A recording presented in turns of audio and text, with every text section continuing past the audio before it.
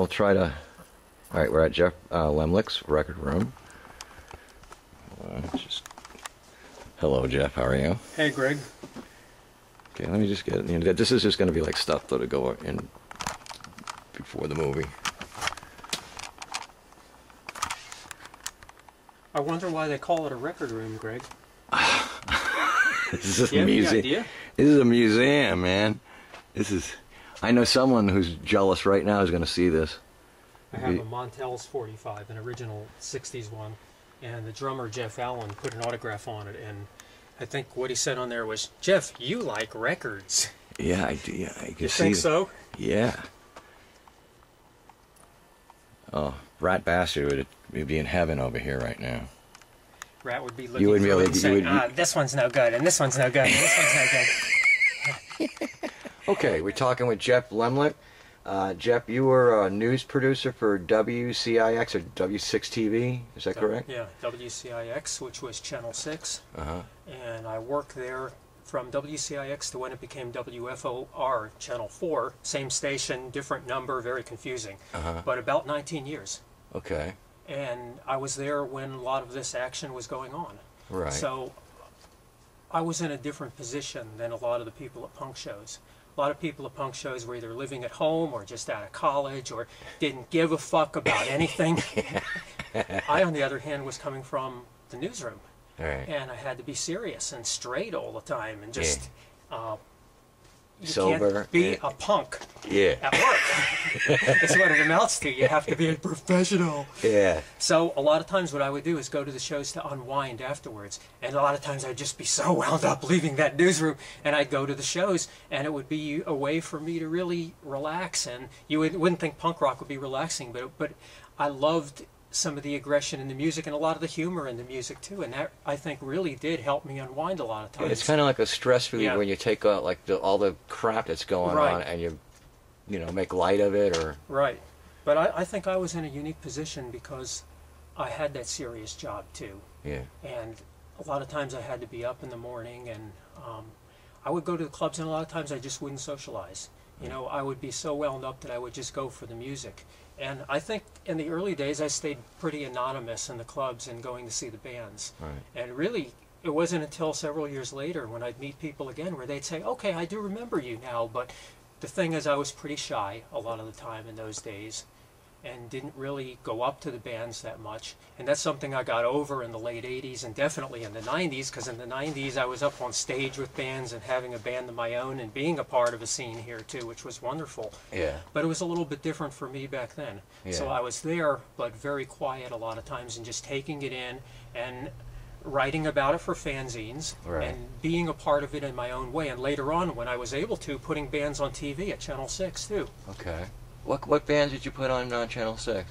Well, the first one, and this is a band that I don't really consider a part of our scene, but it was at Flynn's. Right. That was Z Toys when they were on the basement tapes on MTV. Oh, the Toys, right. Right, yeah. Toys, Z Toys as they later called My themselves. My ex-manager used to manage that. Oh, did they? Yeah, yeah. I had a chance, because they were on MTV, they were willing to do the story. Otherwise, if I went to them saying, "Hey, I want to do a story on the Screaming Sneakers," it would be, "Oh, come on, what are you talking about?" Yeah. You know, "I want to do a story on the Eat. Eddie's going to change his hair tonight." Right, you know? yeah. Or maybe they're going to wear uniforms of South American dictators tonight. It'll be real visual. So you being in the business and getting it firsthand, maybe when you're suggesting, you know, covering some of these bands, why do you think there was so much negativity towards that? Because they're trying to appeal to as many people as possible, and you're not going to do it that way. Right. You're going to do it by going to the Billy Joel concert. Okay. And so, especially in those days, that's what you would find in television news. It did start to loosen up a little bit, and in the 90s I put a lot of bands on TV. Right. And I'm real proud of that. Who'd you put on TV during the 90s? Marilyn Manson, any of those people? Oh, yeah. Yeah. But not just the real famous ones like Yeah. that. We would go to the clubs and shoot for show enders when I would be producing. Right. When we would say goodbye and roll the credits, there would be some music there, and I love to end the show with music. Right. So there's a long list of bands that I put on TV. Okay. Some were even punk bands. Right. But 90s punk bands. Right. You know, I mean, even going over to Cheers to shoot Denny's Unit, you know, Yeah. who would never get any kind of publicity. Right. That was fun to do. Yeah. And of course, some of the bands that you wouldn't consider punk as well. Right. But I have a lot of raw footage of these bands too, and then later on I was able to be a part of the cast on the Danny Jessup show on cable, and we put a band on every week, and we put a lot of punk bands on then. You know, from Los Canadians to the Abusers to you name it. We put them on. Did you ever get the Holy Terrors on any of that? Oh yeah.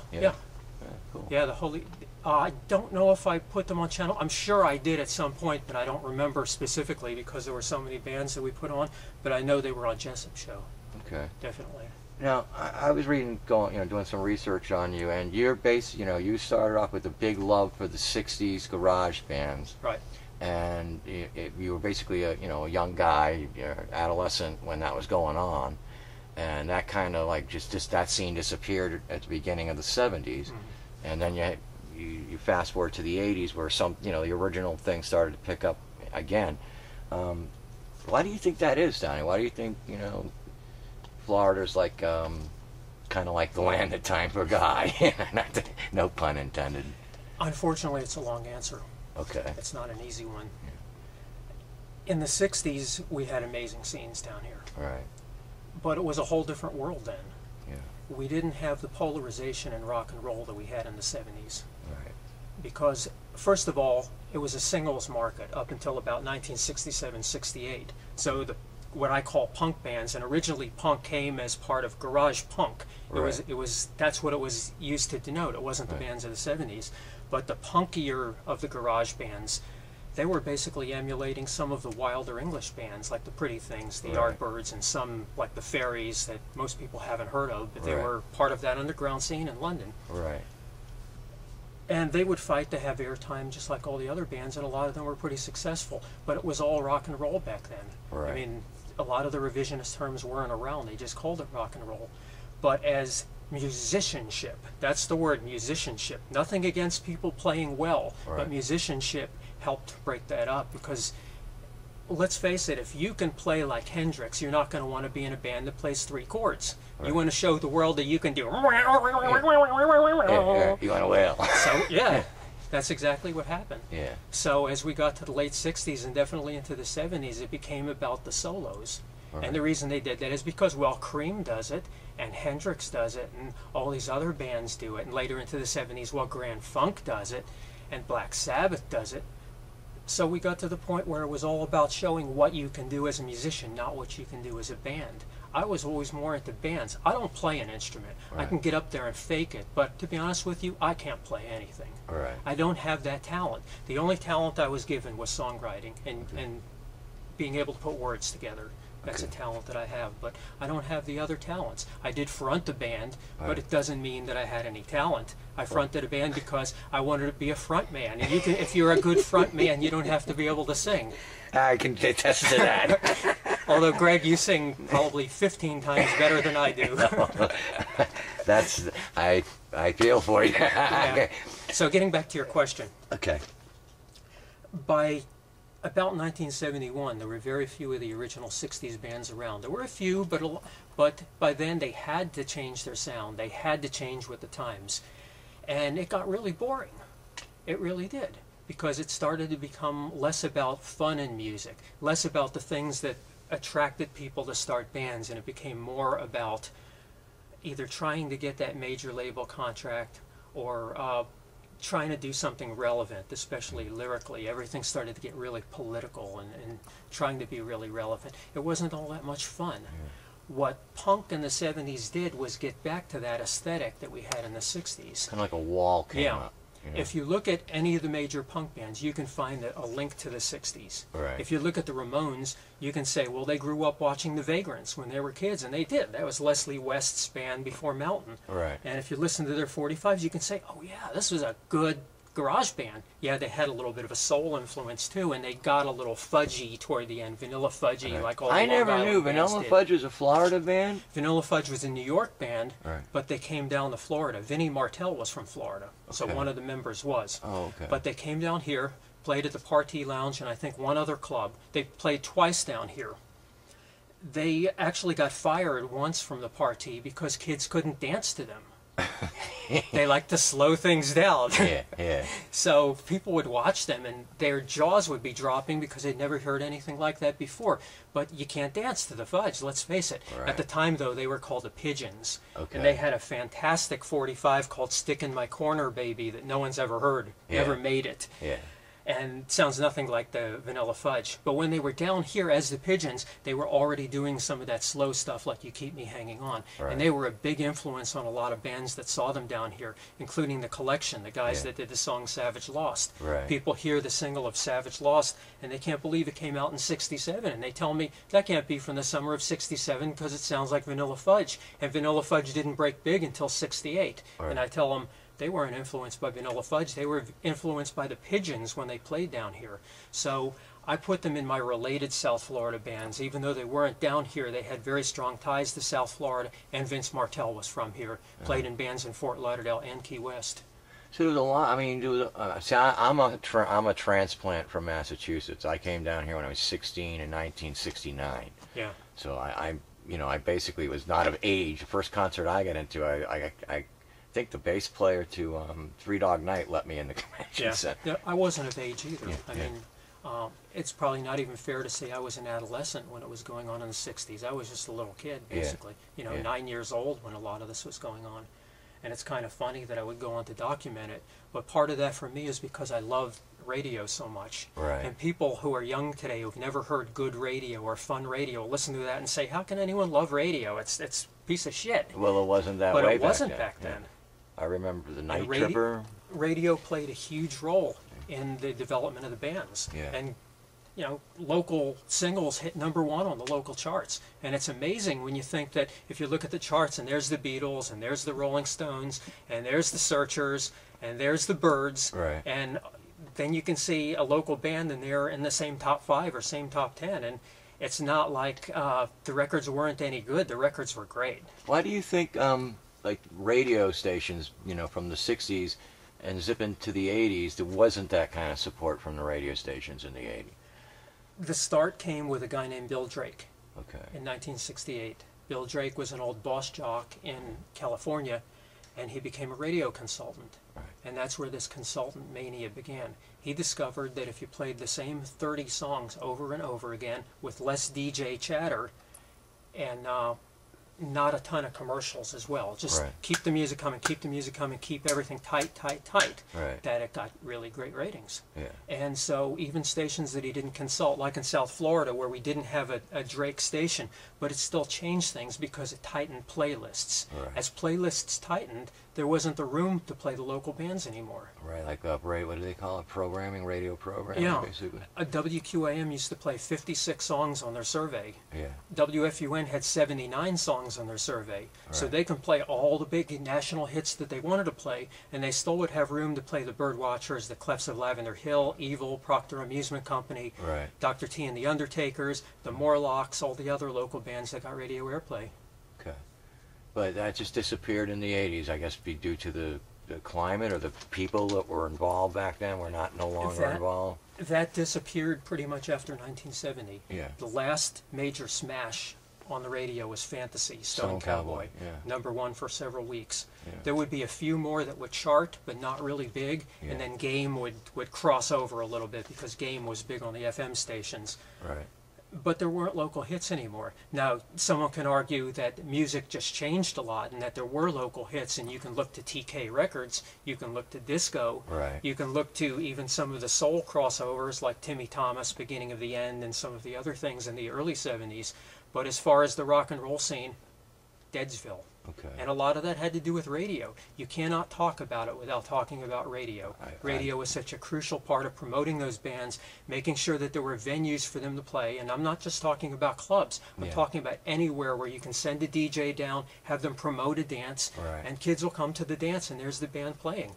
And if the band got a little bit popular, they'd get to cut a 45. And sometimes they'd even get a national contract out of it sometimes. Yeah. Because my band, when we got a single picking Billboard, Yeah. which is basically telling the radio station or the record labels, this will be on the Hot 100 if you signed them. Mm-hmm. Not one commercial radio station would spin that record. Well, look at what happened with Critical Mass. Yeah. Lee Abrams, who was a huge radio consultant, was in their corner. and one of the guys behind the scenes that really was involved in pushing them, and they still didn't break it. Yeah. It's a really hard thing. And they're a good band. A lot of times it really came down to, and I hate to say this, but there were tipsters out there, little tip sheets that told even the FM, the so-called, what used to be underground progressive radio, which became AOR. AOR was a crock of crap, because it wasn't freeform anymore. It wasn't playing whatever you wanted off the albums. It came down to designating what is the cut off the album. Right. And it would be no different than a top 40 station playing a single. And the tip sheets would tell the radio programmers what the hot cut was going to be. Right. And if you spent a lot of money with those tip sheets, you could have a hit record. That's another form of payola, and it was very prevalent, especially in those days right before punk, or as punk was starting to get popular.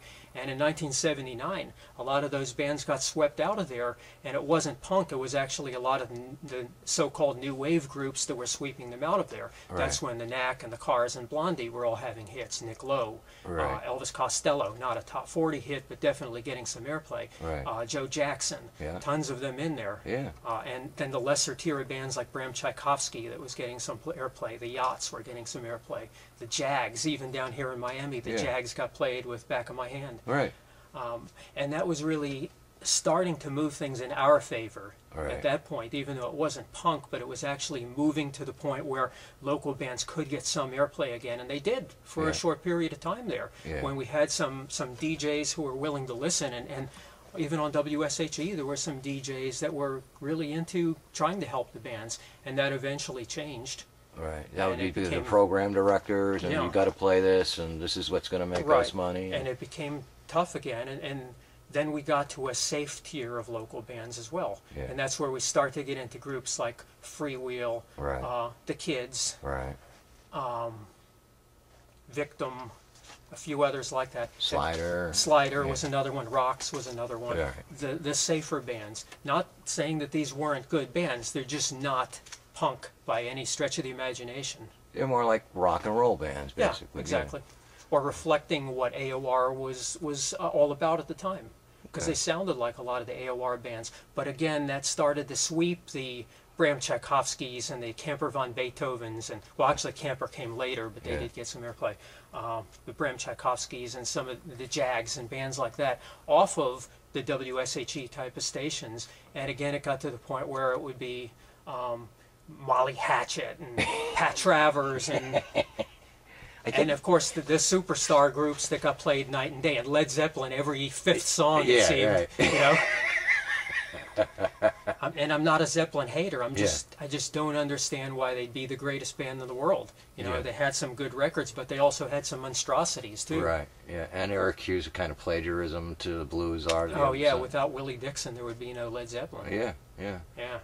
So during the '80s, like in my, I came after, like, and I'm learning as I'm doing this film things, like I was telling you earlier, that I didn't know. I never played the tight squeeze, so I heard of it. That's when but we started playing at the Gore Barn when they opened up New Wave Night on Tuesdays, and bands just started coming out of the woodworks. It's funny how Tuesday would be the night. It was the same at the Blue Waters. It was Tuesday nights. Yeah.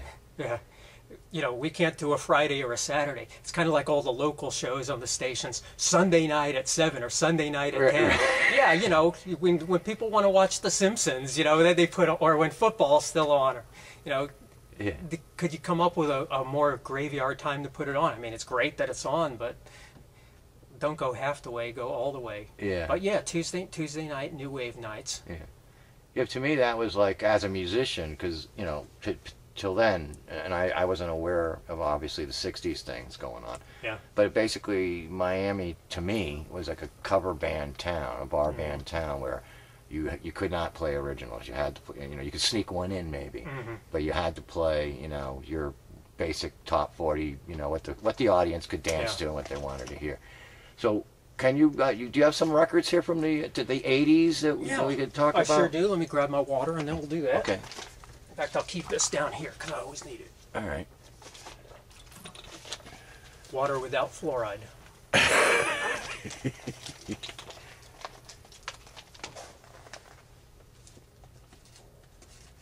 All right, I'm going to start going through the stack here. Okay.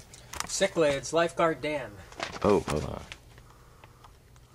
And on Okay. the other side, Tourists Are Pink and Okay. Bubblegum. Cool.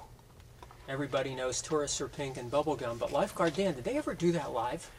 I don't know. They did a video of it, Yes, they did. and they can't find a video. From what I I understand. have a copy of it. You do? Yeah. Debbie Denise would love you Yeah. if you could get her a copy of that. I Yeah, think, do. because It's a cool video. Yeah. It's real cool. Now, There's listen- actually a cool picture on here too, the B side of this. This got no promotion at all. Right. And in fact, at one time, it was so hard to find, this 45. Right. Until a warehouse find sometime in the 80s, and now they're all over the place and you can't give them away. Yeah. Can't give them, when I say you can't give them away, it's not that it's not good. You can't give them away because there's so many So out many there. of them, right? Yeah. But it was rare for about 15 minutes until they found that. That's But it's kind of funny to see Robert Mascaro and Henry Stone sharing a credit, because this is on one of Henry Stone's TK labels, right. Bold Records. And Anne Holloway produced this. She had also produced Bobby Caldwell. Okay. Yeah. And I think she was later Chris Cotty's girlfriend, Okay. if I'm not mistaken, from the Eat. Okay. Lifeguard Dan, interesting. Okay. This is probably the first punk vinyl out of our scene. It's Silver Screen by Critical Mass. Okay. Cool. I think this was the first punk 45 to come out.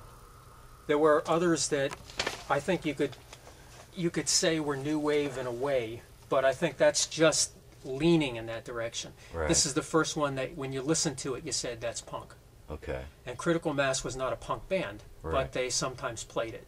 Right. And I liked them. Yeah. I always liked them. I saw them more as a power pop type band. I And think later, they- when they were on MCA and started the tour and got to party with AC/DC and bands like that, it kind of changed their sound a little bit more, and they started evolving even more toward a rock and roll type of band. Right. But Silver Screen is fantastic punk, and that's why collectors pay hundreds of dollars for this 45, because it's really good. I think it's Mick Faz's best song. I think Critical Mass is more or less like the precursor to Green Day. Yeah. Because they have a very similar sound Yeah. and a very similar attitude. Because Mick liked the Beatles. Yeah. And he liked pop. Well, you know, the Eat liked the Beatles too. Right. And if someone listened to communist radio today, they could say that's a pop song. But I was talking one day to John Camacho, formerly of The Goods, Right. now of Mongo, Yeah. and we were talking about the Sex Pistols, and he was telling me they were a pop band. And I said, no, they're a punk band. And I'm thinking of, Butters! Yeah. I am an Antichrist! You know, Yeah. I said, no, they're a punk band. He said, listen to them. And if you listen to the melody, You you can make an argument. They're not as blatantly pop as, let's say, the Buzzcocks. Right. And the Buzzcocks are the Green Day precursor to me. Okay. Better than Green Day any Yeah. day. I love the Buzzcocks. But I like I'm sorry. I just Go for it. I just had my mind went blank. But go ahead. What else do you have here? Okay, next one is Crucial T, Darkened Days EP. This is from 1982, out of New York. Can you hold it up But- a little bit, Jeff? This was Crucial Truth, who was formerly the Throbs, and I don't think the Throbs ever had a record. They were a fun band. Yes, they were. It was one of my favorite bands back then. When they came and played the Agora, those were one of the bands that stuck in my brain. Yeah. 30 years later, I remember that band. Mm-hmm. They were very good. Yeah, David Camp was the co-producer on here. I'm sure his name has come up or will come up. And at least one of these guys went into Circus of Power with Gary Sunshine from Screamin' Sneakers. Okay. At least one, I'm not positive, because I think they used different names in those days. Right. You know, a lot of people used fake names. You know. Of course, I always believed that Cookie Mold was really her real name. Which one's this? What do we got here? This is Dengon. This is Rat Oh, Bastard. okay, Rat he was Bastard. He was still Frank Filestra. Yeah. And this is a Filestra McNamee. Mike McMahon. Coffin, Yeah. yep. Mhm. I used to live in the studio when they recorded that, so I have. Is Ferris Wheel on that? I think it is. Yeah, Ferris Yeah, Wheel is yeah, on here. Yeah, that's a great record. And this is very early E-Sync. Yeah. Very early E-Sync. A lot of people don't Number realize one. Rat Bastard is a good pop songwriter. You know, even though he's Right. now Godfather of Noise, but he's got it together. He's got his chops down when it comes to that stuff. You can hear pop in some of the noise bands that he listens to. I can hear pop in Sonic Youth. Not in everything they did, but listen to a song like Tunic or Dirty Boots. Right. You can hear definitely some pop there. You could hear definitely melodies. Even the. Yeah. You know, not the X. That's what I'm thinking of, the X. I can hear it on that. The EAT, communist radio. It's really funny that in 1979, Right. they paid, I think it was $700 to get 500 copies of this made. Right. Now one copy of this sells for over $700. I heard somewhere one of them sold for 12 grand. No. No? Okay. 1,200. Oh, okay. 1,200 is the maximum that it's sold for at this point. Okay. And right now, I shouldn't say right now because someone could be watching this movie 30 years in the future. Right. But as we are shooting this, Yeah. it's about an $800 record. That's And it cool. fluctuates with the economy. And Yeah. depending on who of the heavy collectors who can afford to pay that kind of money has it already. Yeah. But it had gotten as high as 1,200. I bought 5 copies when it came out. Okay. They were 99 cents each. Yeah. I said, this is the EAT. I love the EAT. Yeah. And it was the coolest looking thing. Just the fact that it had 2 covers, that it had a sticker inside of it. The EAT sticker? You got Yeah. Oh, There's yeah. the EAT sticker. Yeah. There it is. Yeah. So I said I'm going to get 5 copies. This one is number 426, but I had 5 consecutive copies. The first one I sold for $85 to someone in Japan. I thought that was a lot of money. I figured, wow, $85, wow. The second one was like 100 and some. And they just got like I believe Jello Biafra and Alternative Tentacles signed them up, and they did a retrospective. It's doing pretty well from what I hear. This is my autographed copy. It says, like wow, Michael O'Brien. Yeah. Jeff, do you really like this shit? Chris Cotty. To Jeff, Eddie O'Brien. Yeah. And Kenny Lindahl didn't write anything except his name. Yeah. But they're all on there. That's original EAT autographs. And I got that in 1990 at one of the reunion shows at Churchill's. That's I cool. had them sign it for me. Yeah. And it's good that I actually got to know Mike O'Brien pretty well Yeah. a few years later. And Chris, too. When they were in the Drug Czars, I got to know them pretty well. And because I never talked to them back in the day, it's like I was saying about being shy. It's like, oh, that's the EAT. Wow, I love these guys. Yeah. And it's like, well, I'm just me. You know, I'm some creep who works at a TV station. Yeah. You know? You're not alone. You're not alone that way. A lot of people are shy and I've been accused of being aloof, but it's really shyness, you know. Exactly. Yeah. I was accused of that too. I mean, I shouldn't say accused, but Yeah. someone in one of the bands says, you know, you're really aloof sometimes. I said, no, I mean, sometimes I'm just tired. Plus the fact that I've battled with sleep all my adult life, and for 21 years I was hooked on sleeping pills. Yeah. So I'm tired a lot of times. Not as bad now that I'm off the sleeping pills. I'm drug-free, yay! What else we got? Here's God Punishes the EAT. Okay. This was the second one, second EP. Cool. Actually, first EP, second vinyl. Yeah. I love that cover. Yeah. Who me did too. that cover? Do you know? Does it I'm say? not positive, but let me check. It probably says. You know, my first inclination was Walter, but I don't think that's Walter. Walter always signed his initials on things. He'd put the CZ on there. I don't think that was him. I'm sure you can find out. Yeah, that's a great cover. That's one of my favorite record covers. And another sticker. Another sticker. A Jim Gantner Brewers baseball card that was in there. Jim Gantner, who some of you might remember from the 1982 World Series, where the Brewers lost to the Cardinals, and I'm a Cardinals fan, so I remember that. Okay. And the lyrics inside here, too. And pictures of the guys. Oh, look at Mike O'Brien's mugshot. Oh, Chris Cotty looks very scary in this picture. Very scary. Lower it down a little bit, Joe. All right. Okay.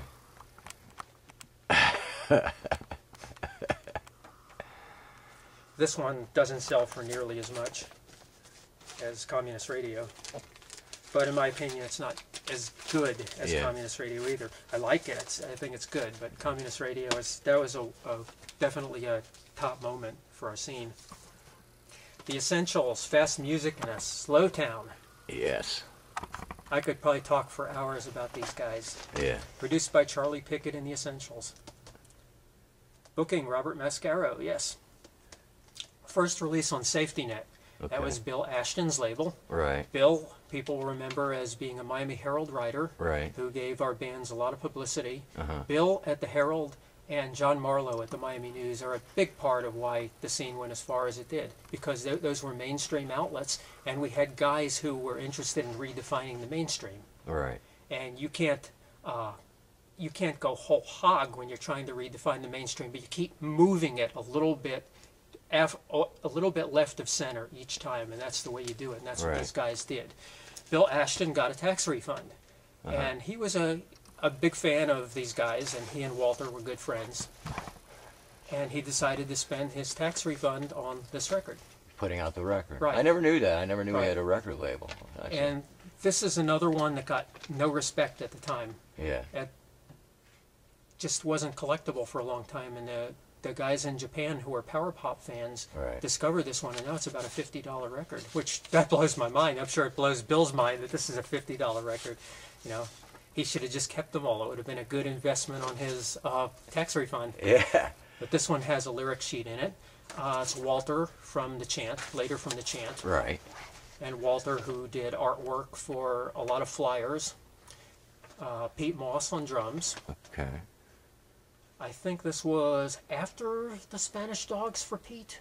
Okay. I don't know if it was after or before. Pete never stayed in a band for long. Right. Pete was just moving on to the next group and moving on to the next group. The bass player, Steve Sincere, only played 3 gigs with the Essentials. Yeah. But he was there long enough to be on the record. Lois Lane wasn't there at the time. Yeah. And I think bass players came and went. I think Henry was the last one, if I'm not mistaken, for the Essentials. Okay. And they're a band that went to L.A. afterwards Right. and broke up in L.A., Okay. came back here. Pete was already, I think, in Gay Cowboys. Okay. Gay Cowboys and Gay Bondage. Cowboys and Bondage. Didn't he have like a little radio show at one point? That was Eric Moss. Oh, Eric. Okay. Yeah. I keep getting those two confused. Yeah. Okay. And they would basically take a lot of the new releases from Open Books and Records and take them and play them. And if you just went down the line and talked to people from the scene, they'd all just tell you how important that show was to Right. discovering new music. That and the Open Books and Records song and dance line. Okay. So many 45s that I bought, I heard on that call-in that they Right. did with Open Records. And it would be great. Every day there'd be a new song, and I'd have to go down there and get some of those 45s, and I'm glad I did. There's a lot of great Well, they music that supported Open Books and Records, and what was the other one? Yesterday and Today? way. Yesterday and Today. Yeah, Right. they supported the scene, and Definitely. you know, they were They good. supported the scene. And Open, of course, became a record label, as you know. Yeah. Here's the Chant. Okay. They had 2 albums, but only one 45. Okay. And this was a Christmas 45. This was later. This was about 88. Okay. Tell me a bit about the Chant. The Chant was one of my favorite local bands because Walter was a REM. Well, actually, Walter and Jim both were REM fanatics, Right. and I loved REM in the early days. Now, I heard that the REM, or Peter Buck from REM, was influenced by, what I heard was the reason he picked up a guitar is after he heard Charlie Pickett's record. I don't know if that's true, but I've heard that story as well. Yeah. And of course, Charlie got called on stage to play with REM a few times. Right. I think Jim Johnson might have been on stage with one time for the Velvet Underground cover that they did. Right. I'm not 100% sure because it's been a lot of years, but I think so. But I know when they called Charlie up that time, it's like, wow, there's Charlie up Yeah, there. yeah. It was amazing to see that. It was awesome.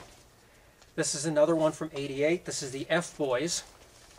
They came a little bit later on, but I think they might have been at the end of the Flynn's days, which is why I included them in here. Okay. And the F Boys, also known as the Fuck Boys, Okay. engineered by Hal Spector at Sync. Who's now in Boise Bob's and his Boise backyard Bob, band. Boise Bob. Yeah. And these guys went out to San Francisco and later became Hickey. Okay. And as Hickey, were very tight with Cream Electric Santa and some of the bands that were associated with them. And I think they traded some gigs because of that. But I liked them. I liked Hickey too. They were, to me, they were in that Creamies mold, and Creamies were one of my favorite bands in the '90s. In fact, I just got their new vinyl. Right. They had a new album that just came out a month or 2 ago, and it's very good. They only put out vinyl, is that right? No. They do CDs? I think so. Yeah, actually, the new one is CD and vinyl. Okay. And The one they did on Star Crunch, that was a CD. Yeah. The one on the Star Crunch label. Okay. But also very good. Freestone with Bummer Bitch. Freestone, people will look at this and say, I don't remember these guys. Well, they weren't a Miami band, but they had Miami guys. Right. They had gone out to California. So this was a California production, and that's the scene that they were part of. Right. But it was Miami guys, Bill DeMoya, Right. who used to be in the New Society band and the Rockerfellas. Okay. And another guy in here, I think it was Drew Berlin, Andy Berlin, also known as Drew Berlin, was in this band, and he was also a New Society band Rockerfellas guy. Okay. And this is a very collectible 45, Bummer Bitch. Okay. I know Billy well. Billy is a great guy. Uh-huh. He goes back to the 60s bands. Okay. He was in a group called Carter's Pills with Carter Ragsdale of the Montels Okay. in 1967. Yeah.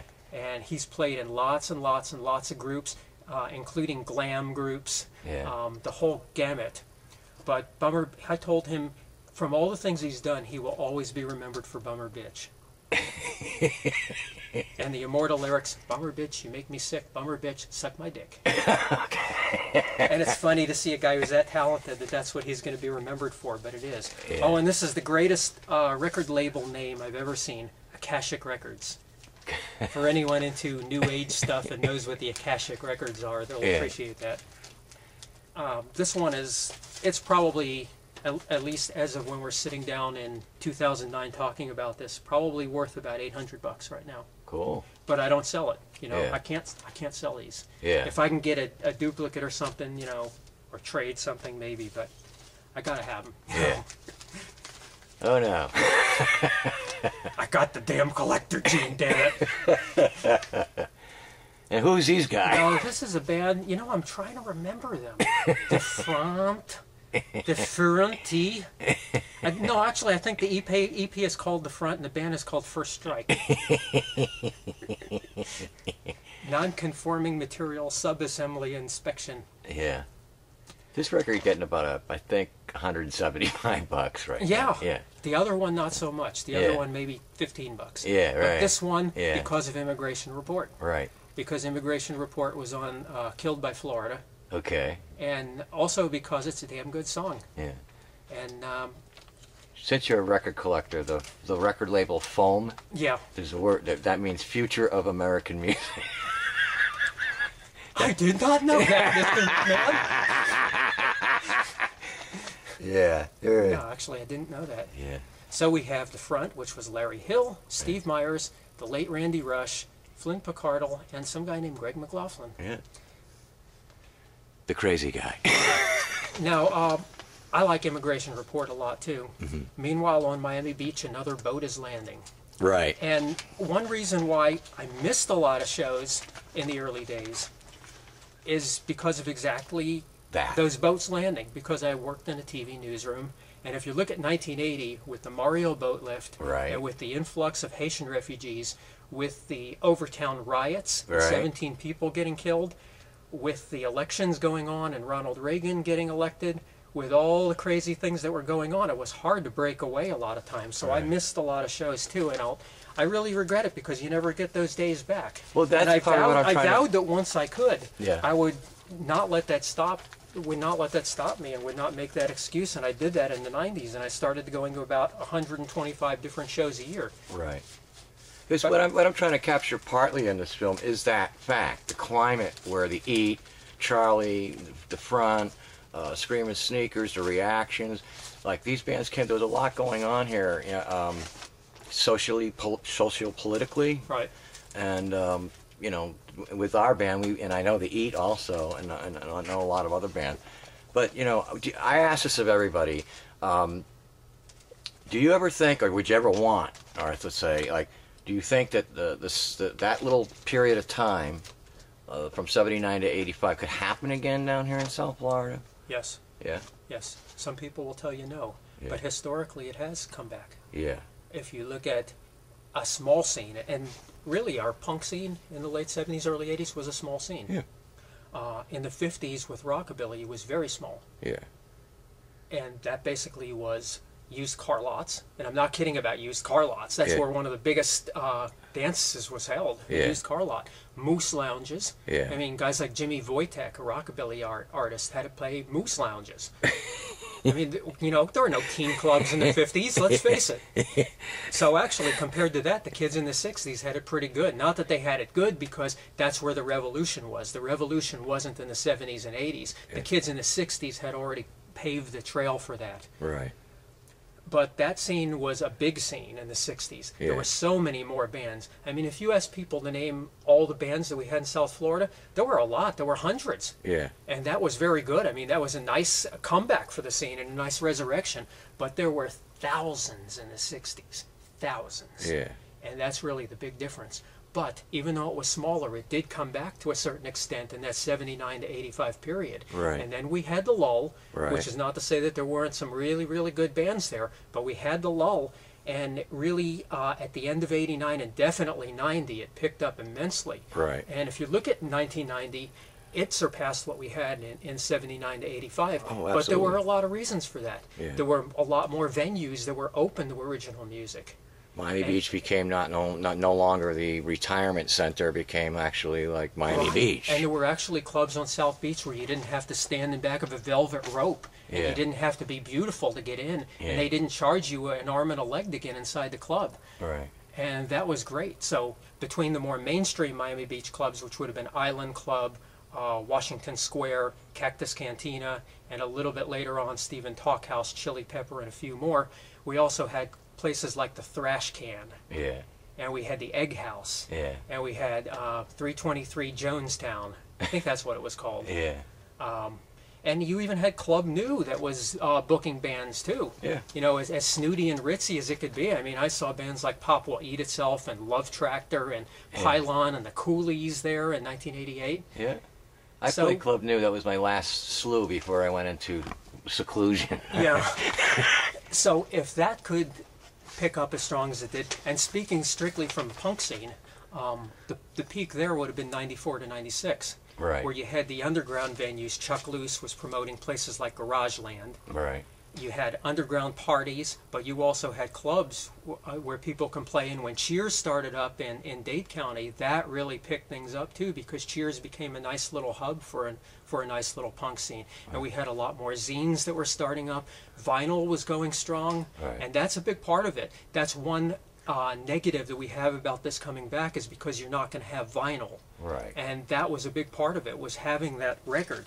This really is what made it for a band. The bands that didn't cut 45s aren't as well remembered, and especially in the 60s it's that way, Exactly. because so many years have gone One by. of those bands, you remember the Coins? Yes. Now that's a band that I don't believe cut a record. No. But They were- recorded, but I don't think it ever came out. Right. And they were really good. Yeah. Mike Molina and Right. and, I saw them at 27 Birds a few times. yeah. They probably saw them with us. They Yeah. double bill with us I'm a few pretty times. sure it was with you. And Cats on Holiday and geez, a lot of it. Cats on Holiday did have one track on Land of Time Forgot, That's I right. believe. Yeah. But that was really it. Yeah. Cats on Holiday, I never thought they lived up to their potential. Right. I was a little disappointed in them, which isn't to say that they weren't good. Yeah. It's just that when you look at who was in the band and the talent in the band, I thought that they could have just taken it another step. And when I say another step, I don't mean more professional. I'm thinking the other way, the other end of the spectrum. That maybe they could have used a little more of the wildness factor in their music. Yeah. Lord knows they had some crazy guys in Yeah. Cats on. You know, they're all nice guys. Yeah. I that was one of my bands that I liked a lot Yeah. back then with them. I'm trying to think of did you ever see Rob's ex-cons? Did you ever see those guys? Oh yeah, do Dead People Tan and Hosebag and all that. Yeah. I didn't know Rob in those days, but I Yeah. got to know Rob very well in the Yeah. 90s. Well, he was like 16 or 17. Yeah. I didn't know that. Yeah. You know, and Rob playing in and those Glenn clubs. and Eves. Yeah. Yeah. Yeah. I remember they came out one night and did Stairway to Heaven to the lyrics of Gilligan's Island. Yeah, the Little Roger and the Goosebumps arrangement. Yeah. Stairway to Gilligan. I go, that's good. I love that. I love that You stuff. sit right back and you hear a tale. Yeah. Now, Charlie Pickett, If This Is Love, is it Mark Markham who wrote that? Mark Markham. And I'll show you the covers on that, and we can talk about him if you want. Yeah, sure. Let's I talk about have him a little Mark bit. Markham's album with Tight Squeeze, which I'll be able to show you. Okay, I'll put the camera on hold. Okay. I think we had, in the 90s, we had more guys like that. Yeah. You know, what we really are talking about there were guys who had labels. Okay, right. And connections. And they could get the guys Yeah, out exactly. there. Yeah. And, you know, as far as the early 80s, we did have a few labels, but not a lot. I mean, Safety Net was one, Open was another. But most of these were independent labels. Right. Or it would be do-it-yourself labels. Right. Where the band would just put it out. You'd pay, you know, you'd come up with your own label name, you'd have your 500 pressing, and that would be it really, and it's up to you to promote your own Right. 45. All right. Okay. Let's talk about Mark Markham and If This Is Love, Can I Get My Money Back, and Marlboro Country, and he's Charlie Pickett's cousin, correct? Yes, that's correct. Mark Markham is the brother of the late property assessor from Broward County. Okay. And Bill Markham. Okay. Bill or William Markham. He was in politics for a long, long time. They started in music in the 50s, going all the way back to those rockabilly days. And later on, Mark became the leader of the band, the Jesters, and it was Mark Markham and the Jesters. In 1966, they cut a single called Going Back to Marlboro Country. And this is Mark Markham and the Jesters on the original first label, Power Records. Okay. Cool. And this was a local hit on WFUN. It got all the way to number 25 on WFUN survey. Got airplay, lots and lots of airplay down here.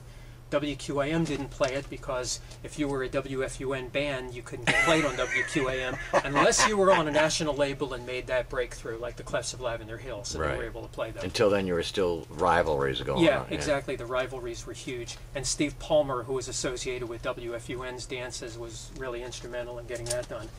And one thing Steve Palmer was able to do in the 60s was get bands on major labels. He would put them out on one of his labels, and then he would try to sell the master. And in this case, Mark Markham and his Jesters, and this again is Charlie's cousin, Marlboro Country, what was on RCA Victor.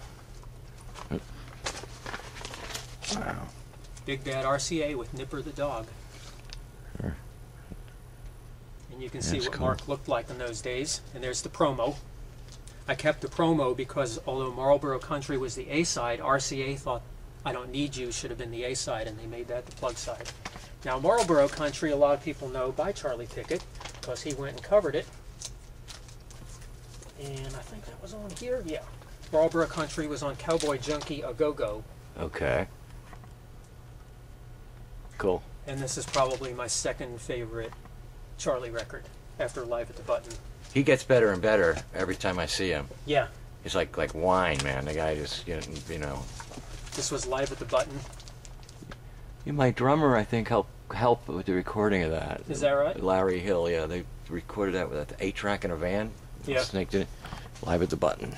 And this was the first, I believe this was the first release on Open as a label, if I'm not mistaken. How long did Open last as a record label? Well, this would have been 82, Mm-hmm. and they didn't last long.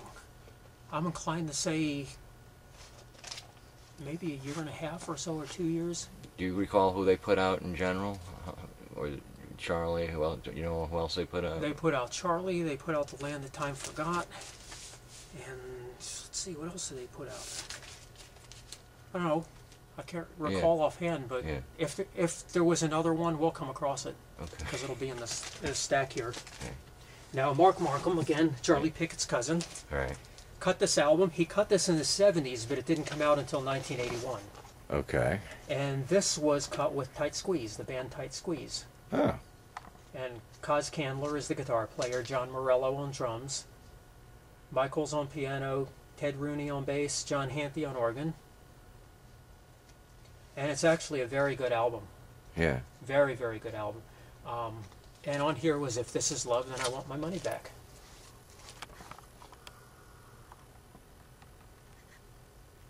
There are actually songs on here that are better than that. I like Mark's music. I don't like every song on here, but there are a few on there that are very strong, I think. And If This Is Love, Can I Get My Money Back on Open. Was this Charlie's first record? This was Charlie's first record. Okay. Yeah. No, actually, it's not. Is his second record? Yeah, that's the second. That was the second. Okay. It has what the that one's with the white light, white heat on it. This is with Slow Death on it. Okay. And here's the insert. In fact, it does say second single on here, and it does acknowledge that it was written by Charlie's cousin, Mark Markham, on there. Excellent. Now, Charlie at the time, I think he was working construction during the day. Yeah. This is before he went back to school and became an attorney. Right. So. And he's having also a rebirth. Yeah. As career-wise, you know, which is. Charlie always has had a following. Yeah. And it's not just the South Florida thing, because he'd have shows that hardly anyone would attend here as well. Yeah. But there were people all over the country who know who Charlie Pickett is. And I think in the early days, if I'm not mistaken, I think they were just the eggs in the early days. Right, I seem to recall that. Yeah, with I think I know John Salton, David Froschneider, and John Galway. Was that? I don't think he had Galway yet, if I'm not mistaken. Yeah. Although it changed a lot. Yeah. It changed a lot. The lineup changed a lot. Well, funny you say that, because he still goes out and plays no matter who's there. Yeah. He does it because he loves it. I mean, this one has Ken Lindahl from the Eat. Yeah. Barry Elliott was on this one. What do you think about the Dade Broward kind of feud? Did that go back into the 60s? Is that there in the 60s? I don't think it was a feud in the 60s. Okay. There definitely were differences. Yeah. But radio helped bridge those differences. Yeah. And part of that was, let's say you're the Morlocks. Okay. Or the Vandals, and Yeah. you cut a record. I will use the example of the Morlocks, and that record gets played on WQAM. Right. Well, WQAM is the station in Miami. Right. And if people hear that song and want to hear the band, they're going to play in Miami as well. Right. So that helped bridge it. If you've got radio to make it one cohesive scene, Yeah. or if you've got something really big like radio that can really draw the kids together, you can have one cohesive scene. If you take that away, Yeah. then the Dade scene is going to be different from Broward, and I can take it a step farther to say that North Broward and Hollywood are going to be different scenes, and that the kids who go to Norland and the kids who go to Southwest and the kids who go to Palmetto and the kids who go to Southridge are all going to be listening to different bands and going to different dances if you don't have something unifying there like radio was. Right. So in essence, we had a lot of smaller scenes within communities that became one scene because radio is there to make that happen. And that helped bridge the gap between Dade and Broward. But even today, we can see that bridge in some of the reunions that are going on, some Yeah. of the Limestone Lounge reunions, Yeah. and the different things that have happened. Whereas Geezer Palooza Yeah, yeah. has been more of a Dade Bands event, Yeah. while We Still Can has been more of a Broward Bands event. And I don't really see it that way, because I see Mark Markham and the Jesters, for example, Fort Lauderdale band, but to me they're a South Florida band. I Right. don't see them just as Fort Lauderdale. And it's the same with all those other groups. The Montels may have been a Southwest High Dade County band, but it's not like they never played Broward County. Right. And really, if you look at all of them, I see an enormous scene, and I always see a big picture too, in that when I see those bands, I see the 70s and 80s bands, and I see the 90s bands, and I see that it's the same location and the same locale. It's just different bands and different clubs and a lot of different circumstances occupying the area, but it's really the same area, and it's the same concepts, and it's a lot of the same mistakes that get repeated too. And getting back to the question of can we ever see the scene come back again, that's why we can, because all we need are some of the elements to be in place. Now, right now, they aren't. Yeah. So if you ask me, can the scene come back this year or next year? No, it Yeah. can't. But it will come back eventually, Yeah. because there will be some kids out there who are going to want to play rock and roll, and they're going to want to do something that's not slick. Right. And right now, we're back to the point where everything that's selling is very slick. Even hip hop, which was underground music, is very slick right Yeah. now. Starting And to if you look at what's out there, you need something that's simple, something that's easy to play, something that has a ton of energy, Right. something where a kid can let out his aggression, Yeah. something where a kid can go play music, and instead of being an average kid in school, or instead of sucking at everything in school and feeling like he's a zero in life, well, that's a kid who's going to want to play punk rock. Yeah. And if he can play punk rock, he can be somebody. Yeah. And you know what? 30 years down the road, some filmmaker will be talking to him and trying to get his story. And that's good, Yeah. because it needs to keep happening. Tell me about the Limestone Lounge. When did you start that? Because now I think that's a really cool thing that you're doing. Did with that? The Limestone Lounge started in February of 2002, and it was meant to be an organic extension of the book Savage Lost. Okay. People were asking me, is there going to be a second edition? Yeah. And I hope to revise it one of these days, but I can't seem to get started on it. Not that I don't want to, but because it takes so much time and so much effort to do it, and I no longer have that paycheck coming in from a TV station. I have to stay busy to make money. Right. So if I revise the book, no money comes in. Right. So it becomes a lot harder to really do that one cohesive book that I'd like to do. So what I did with the lounge was start an online forum where we can bring together people from bands, fans, record collectors, promoters, disc jockeys, and just anyone who has anything even peripheral to do with the scenes to come together and talk about the music.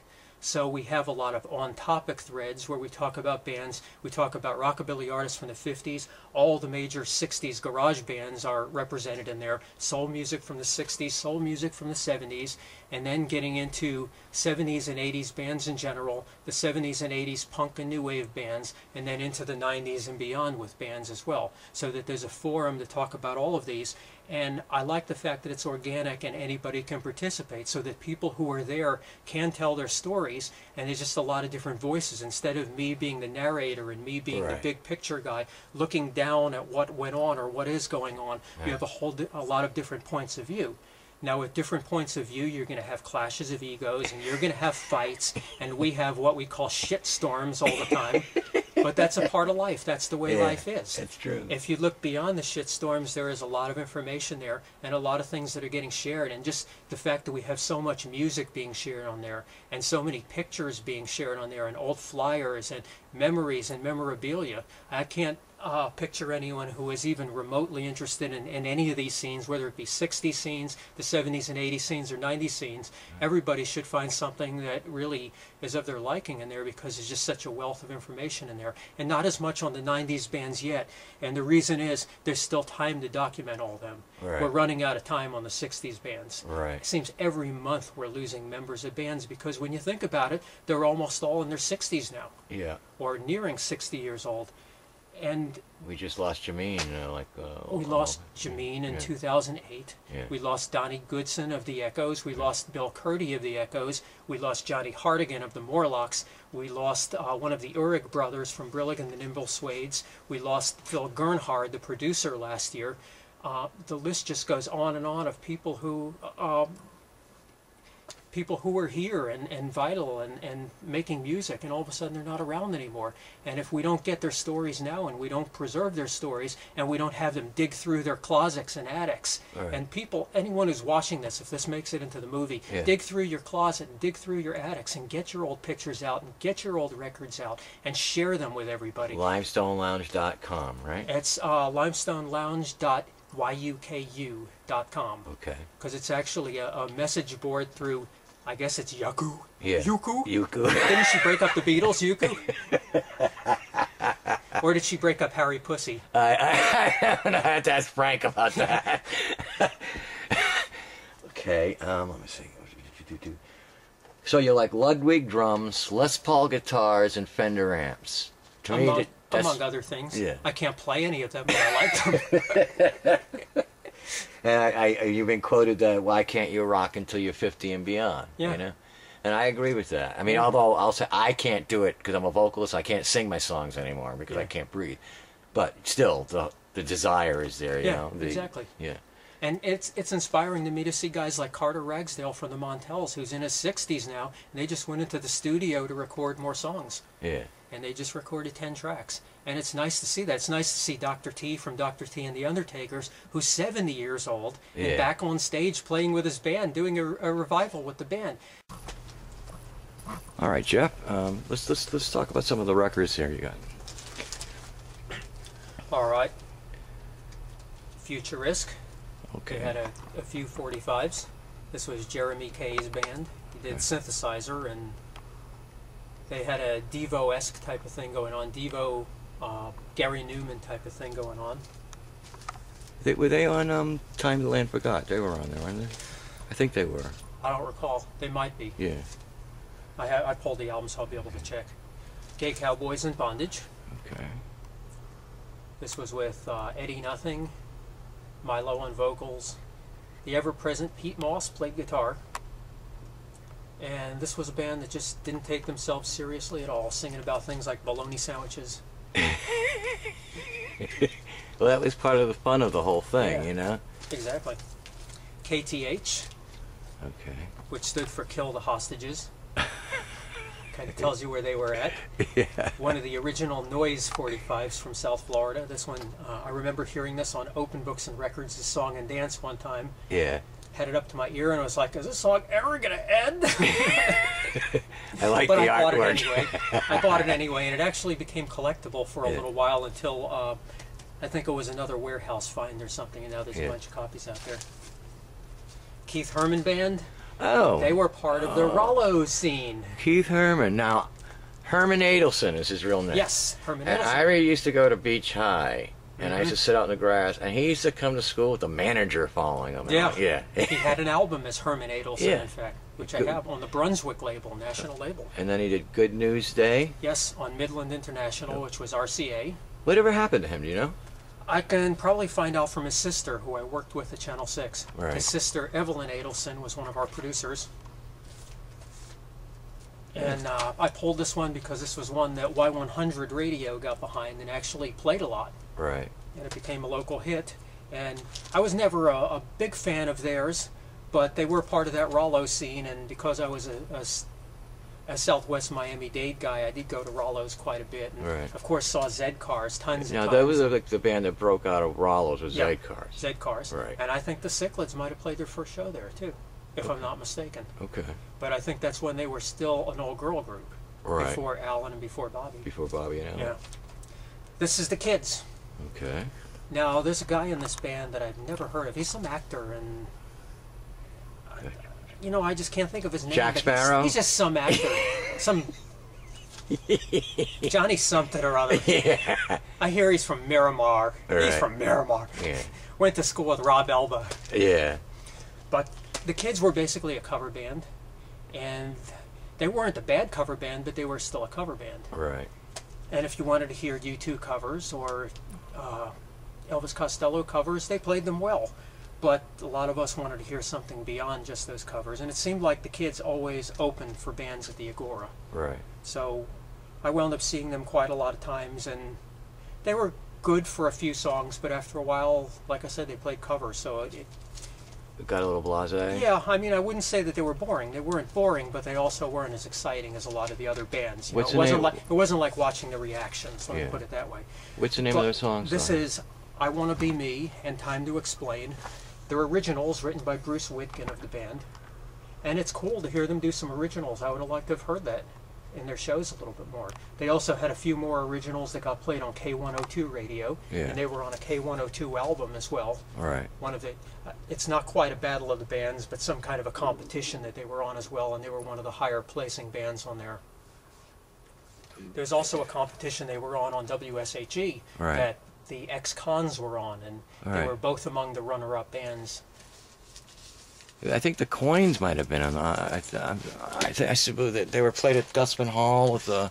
Wasn't that the show? I don't remember. There's a picture of the Kids, the Coins, and I'm trying to think of who else. But well, Yeah. Screaming Sneakers or something It like could that. be, but I don't remember. Yeah. I'm not sure if it was the Sneakers. I probably would remember it Yeah. more. Because I was a big Sneakers fan. Yeah, I learned a lot from Lisa because I didn't realize that they were here just a very short period of time, and then they went to New York, and then they went to England. I didn't know any of that. Yeah. And if you know anybody in the business, they still have their masters. They can't find a master recording. Really? Huh. You know, so I know a couple of people that might know somebody that might help. I like their Marching Orders EP. Yeah. 4 songs, very strong songs. Yeah. And including a Reactions cover on there, which was Yeah. very good. But Violent Days was one of the songs they played at the reunion in 1990 at the, I was going to say the Agora, but Yeah. no, it was Button South. The I Button believe. South, yeah, Still the Agora to me. yeah, yeah. Now it's a strip joint, I Yeah, think. but they did that reunion in 1990. I think the Girls played, and I think Critical Mass played that as well, if I'm not mistaken. You remember the Girls? Let's talk about the Girls a little bit. I remember the Girls. The Girls played at the Blue Waters Hotel. Right. And they basically broke up after Johnny Sultan joined the Reactions, because Johnny Sultan was such a huge part of the group. But I think Doug Lenchner was the leader. Right. And they reformed. Yeah.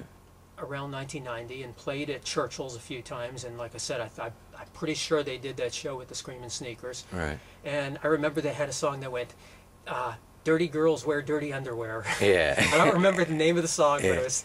That's one band that never got a record out. They never did their own. They never got a record. And that's one of the reasons, like Rat was telling me, and this was news to me, because I'm a good friend of Doug Lenchner. Yeah. But he said that the Eat and the Girls were the two bands, like the bands that pissed everybody off, you know, on because that was their thing to do it. Yeah. And I never knew any of that, you know. I remember them back in like the mid '80s, you know, like '84 and everything. But yeah, they're nobody pissed people off like the Eat. Oh. The Eat got banned from clubs. Yeah. Like the Agora banned them, then they were able to come back, you know. But it's like they'd go to the premiere, they'd piss people off. They'd go to the Balkan, they'd piss people off. Yeah. They'd go to the John Lennon Memorial Concert, they'd piss people off. You know, we came here to hear John Lennon songs, not this. Yeah. Actually, I didn't see that part of the show because someone told me the Eat wasn't going to play, and I said I'm leaving. And it turns out they did play, and it's like, oh no, I missed them. Yeah, Bobby was telling me, like, you know, they all dressed up like Fidel Castro, and they were notorious, you know. They were notorious, and they were just having fun. Yeah. They wanted to piss people off. You know, these were nice guys. Yeah. They weren't bad people at all, but they did it for fun. Yeah. And that really is something that we who liked the band and would watch the band, we picked up on that. Yeah. You know, they wanted people to see that their song was called Communist Radio and Catholic Love, and that people would get pissed off. They wanted to get banned because, you know what, they weren't going to get played anyway. Yeah. So why not be a little bit notorious? And so they were honest. They were an honest, fun-loving band, basically. Yeah. And then later on they did songs like, "She's pissed off because my brother wouldn't fuck her." You know? Speaking about being honest.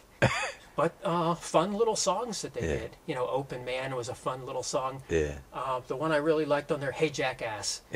Remember Hey Jackass? Yeah. Excellent I song. like the song, The Drugs. I think it's the Drug Czars. Everybody Run, God's Got a Gun. Yeah. It's good stuff. I like the song that Chris Cotty sang with them. That was good. So getting back to the records, this is the Lead, Christian punk band. Oh, what was the name of them? The Lead. The Lead. With Nina? And Julio Ray. Yeah, I remember them. They had he was in the Visitors as well, which we're going to see, and he also cut solo. But it was interesting because they really had a punk sound, but it was all Christian stuff. Yeah. And Yeah, they used to come to Sync and rehearse and have a prayer circle before they would rehearse. But they were good. They were very good. Lethal Yellow. Okay. These guys were mid-'80s. They were kids. Yeah. Paul Enema from the Stun Guns was the lead singer. I was a big Stun Guns fan in the 90s. They were my favorite local punk band in the 90s. Yeah. And Grilled Cheese Sandwiches, which sounds real good with that bologna sandwich that the Gay Cowboys in Bondage did. They were very much influenced by Broken Talent. They were big fans of Broken Talent. And because they were kids, they kind of followed Broken Talent around and sounded a lot like them too. But I'm a big fan of Paul's songs, and Paul never had any confidence in his music. Yeah. You know, I'd go see the Stun Guns, and he'd say, "We suck, we suck, we suck." Yeah. And it was like, well, in some ways you do, but that's why I like your band, because you don't take yourself seriously. Right. And it was the same with all the guys in that band. You know, and this is even after Marky Awesome had left. You know, because some people thought that they were never as good after Marky. Yeah. But even when they got Buddha, you know, Andrew Powell on drums, I loved throwing things at him. That was part of the fun, was throwing things at that guys throwing things at them while they played. Yeah. You don't get more punk than throwing things at the musician while they're playing. And let's see, who am I forgetting? Oh yeah, George Kelly. Okay. You know, George Guns. The sane guy was the glue that helped keep them together. Okay. You know, Yeah, there's every always... band needs somebody whose head is straight and will get you to the gigs on time, because the other guys are going to do too many drugs and not be there. Right. You know. Live Bait. Live Bait. I don't think I've ever heard their music, but I've heard of them. Yeah. Some people Are really they like a them. reggae band or no? To me, they were on the fringe of the scene. Okay. I preferred the punk bands to bands like Live Bait, but they were still part of it. The Menstrual Cycles. Okay. Who is in the Menstrual Cycle? I think that there was a connection with the Throbs here, but Okay. I don't really remember 100%. It just says shock, skin, and hippie. That doesn't tell me much. But the songs are Retirement Home, Rejected from the Premises, Kill the President, and Oi Warning. Remember when Oi was the word of the year? Yeah, Let's yeah. go, Oi, Oi, Yeah, Oi! yeah. But here it is, and it's a fun record. They did this at Sync, 1982. Okay. And sorry Was that I don't there remember was a you girl guys. singer in that band? No, no. Okay, I'm thinking of someone else. I never knew them personally and don't really remember them so much, but I love the record. Yeah. Larry Joe Miller, Okay. another guy on the fringe of the scene, but very talented guy, played rockabilly. He was doing it before the Stray Cats and before the trendy bands. Larry has a long history in South Florida. He's not from here. He's from Topeka originally. Yeah. But he came down here with his band, the Thingies, in 1967. All right. They played at the World on Biscayne Boulevard, which was one of the great teen clubs. Yeah. They brought the first light show to South Florida in 1967 when they were playing there. And the Thingies left here, went to Austin, Texas, where they played alongside bands like the 13th Floor Elevators. All right. They became psychedelic at the time, a psychedelic band, and played a lot of different styles. But Larry's first love was rockabilly. And when he came back to South Florida, he started a rockabilly group and cut a few records, and I really liked his sound. Actually, he's someone I want to interview. He's still around. I saw him at the Zoo Bar when Charlie was playing last. Mm-hmm. I've never met him, but I would like to talk to him. Yeah, I interviewed him on IQ Radio when I did a radio show. He came into the studio and played some songs acoustically, including Peter Rabbit, which I always loved when he played that. Yeah. Remember when he played that? No, I don't. It's a song that he did going back to a band called, I think they were the TR4. Okay. And one side was Surfin' TR and the other side was Peter Rabbit. Okay. And it was very much like the DJ and the Runaways hit from 1966, but actually it goes back to a group called Myron Lee and the Caddies, Okay. a rockabilly tune. Now Larry says he wrote it, and I Yeah. don't doubt him, Yeah. but it's very similar to those songs. Right. You know, it's not exactly like them. So it's very possible that he wrote the song and they just had a similar idea to his. This is Minimum Wage. This was another mid-80s group. And the thing that is most significant about them is most of these guys went on to bands in Gainesville and later could be found in bands like Radon and King Friday and some other groups like that. But this is where they started in South Florida doing this record. And this is one of the early, I guess you can call it emo, before people called it emo, but it kind of had that sound, a proto-emo type of thing in those days. Morbid Opera, a band that you either loved or hated. This was on Barry Saltz's Sublapse label. Barry was the editor of Suburban Relapse fanzine. He called himself Boz then. Okay. And this was another fun band. A lot of people thought they totally sucked to high heaven, but that was part of the appeal, I think, was that they had a different sound, kind of an off-kilter type of sound. Well, I guess you get some people in the audience that are looking for the, the chops and the technical, Yeah. and then there's the people that are looking for the emotion and and the and the fun. Yep. Rat bastard. Myron Myron and the two Myron and the two. You do a good rat bastard. Leo Casino. Leo Casino is the first guy to play Washington Square. The very first guy up on stage. I love this picture sleeve because it's got a little cartoon on the back. Yeah. Yeah, I love it. Beautiful thing. I don't know if this was Rat's first noise kind of band. They weren't completely a noise band, but they were definitely heading in that direction, I think. And I know that they liked to clear clubs. Yeah. back in those days, I never left when a band was noisy. I'd get right up by the speakers, and I did that with scraping teeth so many times. I did that with the squelcher so many times, and boy, do I regret it, because I have tinnitus now, and my ears ring 24/7, and it never stops. And that's one reason I don't go to a lot of shows these days, is because my ears never stop ringing. Well, Rat, you know, that's his whole mission in life now, man, is to do the noise thing. Yep. And you just did a... And the Mark Eitzel thing. The balladeer, you know, almost Sinatra-ish. Yeah. From Eitzel. It's too weak for my tastes. Here we have the News. Okay. They were from the New Wave days of 1979, when they weren't really part of the scene, but they did have a record. And Jim Hayek was the leader. Jim worked with me at Channel 6. Okay. Jim was the one of the best graphic arts guys in town, worked at a few different TV stations, and he's now in Denver. And Travis Charbonneau was also in this group. Jim's roots go all the way back to the 60s in bands like the Zookeepers. Cool. So they're another local band that had ties to the 60s. Nouveau Reach was Debbie from the Cichlids. Right, that was the band after the Cichlids, her band, right? Yeah. And this also had Leo Casino in it. Oh, really? Yep, Leo Casino, Bobby Tack Yeah. from the Bobs and the Cichlids. Right. Barry Seaver from Charlie Pickett and the Eggs, and wasn't he with Charlie? Didn't he also play with the Eggs too? No, that's what I said. Yeah. I'm an excellent driver. I'm an excellent driver. I'm an excellent driver. I'm an excellent record collector. Hey, you got some good stuff here. The Pistons played in Coconut Grove. A band that nobody would remember, except they actually had a 45. Phineas Daly on lead vocals. Is that from Hopney and Phineas? Is that the same Phineas? No. I don't think it is, at least. I could be wrong, but I don't think it was. The Principals. This is Robert Wignew. Not pronounced Wagneau, but I think it's Wignew. Yeah. USA 423.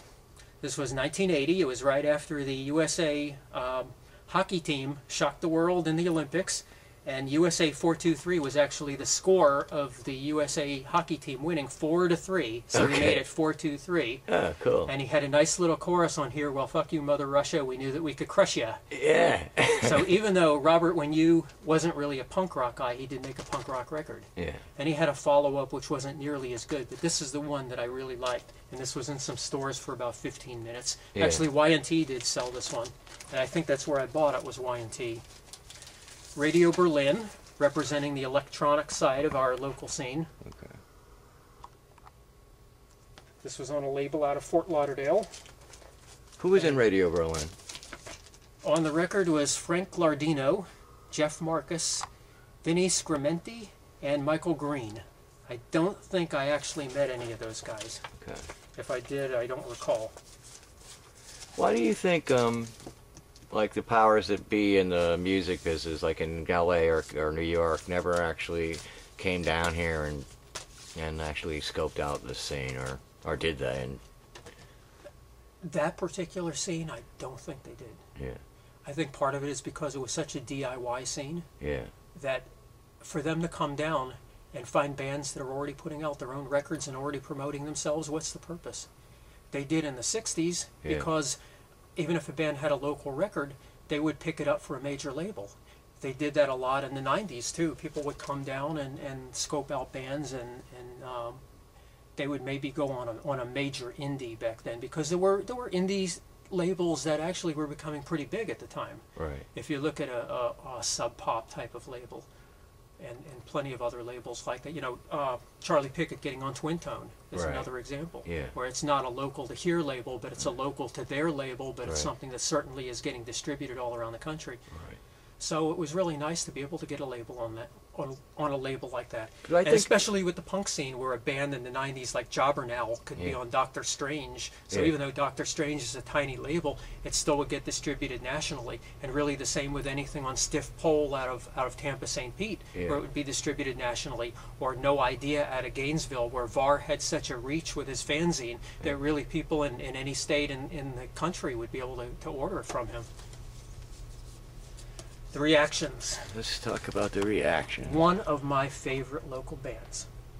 And you know what? Up until now, I didn't realize Gary Vandy was the engineer on this. Gary Vandy, who's on the Limestone Lounge. Yeah. So I'm going to have to tell him something because I love this record. In Society, to me, is their best song. This is one of my favorite bands. One Yeah. of my particular favorite bands. Yeah. And they were here and gone. You know, we're like, I don't know how long they lasted. They were. Like 6 months or something like that. It was longer than that. Yeah. But they were here and gone. I think they were I think they were 1980 until 82, if I'm not mistaken. Because by 83, the Spin-Outs were playing and U.S. Furies were playing. Right. So the spin-off bands were already around here. But I remember Isaac when he called himself Jacques Strap. Remember that? Jacques Strap? Yeah. Joey on drums. Yeah. John Salton on guitar. Yeah. And by 83, John was doing the Psycho Daisies. Right. And when I don't remember the year that he joined Charlie. Yeah. But I think it might have been around then that he joined Charlie At too. the same time, because they kind of like were inter-band members. They did. You know? They did. So I would say probably, without looking it up, probably 80 until 82 for the Reactions. Yeah. And they had a lot of other tracks that weren't released at the time, like All Over Beach, which now through the Pete Moss record store site that Mike Chatham has, that people can order that. This was the second one, The Reactions Love You. Right. The Rebel Rousers, I love that song. When I ran into Isaac in 1990 at Churchill's, we happened to have a camera there. And Isaac was there. It was for a Broken Spectacles Goods RBT show. Yeah. And I think Napoleon Solo also played with Sam Fogarino before he was in the Holy Terrors. And we turned on the cameras, and I said to Isaac, you got to sing part of Rebel Rousers for me. And he actually did it, but wouldn't you know it, the tape ran out. Yeah. So he's actually singing Rebel Rousers on there, and the tape runs out. But Eddie Gregg was at that show as well from Screamin' Sneakers. Bud Gangemi was there, and that's when they were talking about, we may be doing a Screamin' Sneakers reunion, and they did a few months later. Yeah. So it was really cool. I remember writing for Rag at the time, and all this news about the sneakers, I was getting it into Rag too. Yeah. So I was actually, for a mainstream publication, I was able to get some good punk rock stuff in Rag as well, which was always very cool. And I Can't Help It was on this EP, and that, of course, was covered by Screamin' Sneakers as well on their EP. They were a good band. I loved them, man. They were very, very right in your face and really a lot of melody and, good songs. Yep. You know? Julio Ray from The Lead and The Visitors, Christian punk. This was a very DIY, very lo-fi punk record that he did. Again, it's Christian punk, but it's more punk than Christian. Doesn't sound like Stryper. Yeah, right. No, they were a punk band. They were thrashing, Yeah. I remember them. Yeah. Yeah. I mean, I'm not a Christian, but I'll listen to even like early Lifesavers is cool stuff. Yeah. Because to me, I listen to the Lifesavers and I hear, or at least the early stuff, like on the Us Kids album, I hear elements of the Buzzcocks. Yeah. And if a band's going to have Buzzcocks influence in the music, I'm going to like it. Yeah. Roach Motel, I threw them in here even though they're not from South Florida because of the strong South Florida ties in this group with having Jeff Hodap on lead guitar. Right. And we all know Jeff from the Mormons. Morbid Opera. Yeah. And of course lots of other bands later. And Frank Mullen on drums, who was in the Chant for a time, and I think he passed away recently. Okay. George Tabb, who later became a writer for Maximum Rock and Roll, and kind of infamous in his own right. But this was one of the sloppiest, most drunkenest bands, and they played Flynn's quite a few times. Right. One time Charlie Pickett joined them for We're an American Band at Flynn's, which was kind of weird. You got Roach Motel here, and you got Charlie there, and what are they doing? A Grand Funk song. I used to think it was with. Okay, we're rocking. All right. More vinyl. Okay. More South Florida vinyl. The Rubber Thongs. Okay. This is a 45 they cut with two covers. One is a Ronettes cover and one is a Bobby Fuller 4 cover. So they stretched the boundaries of what was happening in New Wave here. But that was cool because really it's a straight line between the 60s and what was happening then. All right. And the Rubber Thongs featured John Paris, who I went on to work with at Channel 6. Okay. Later went on to CNN.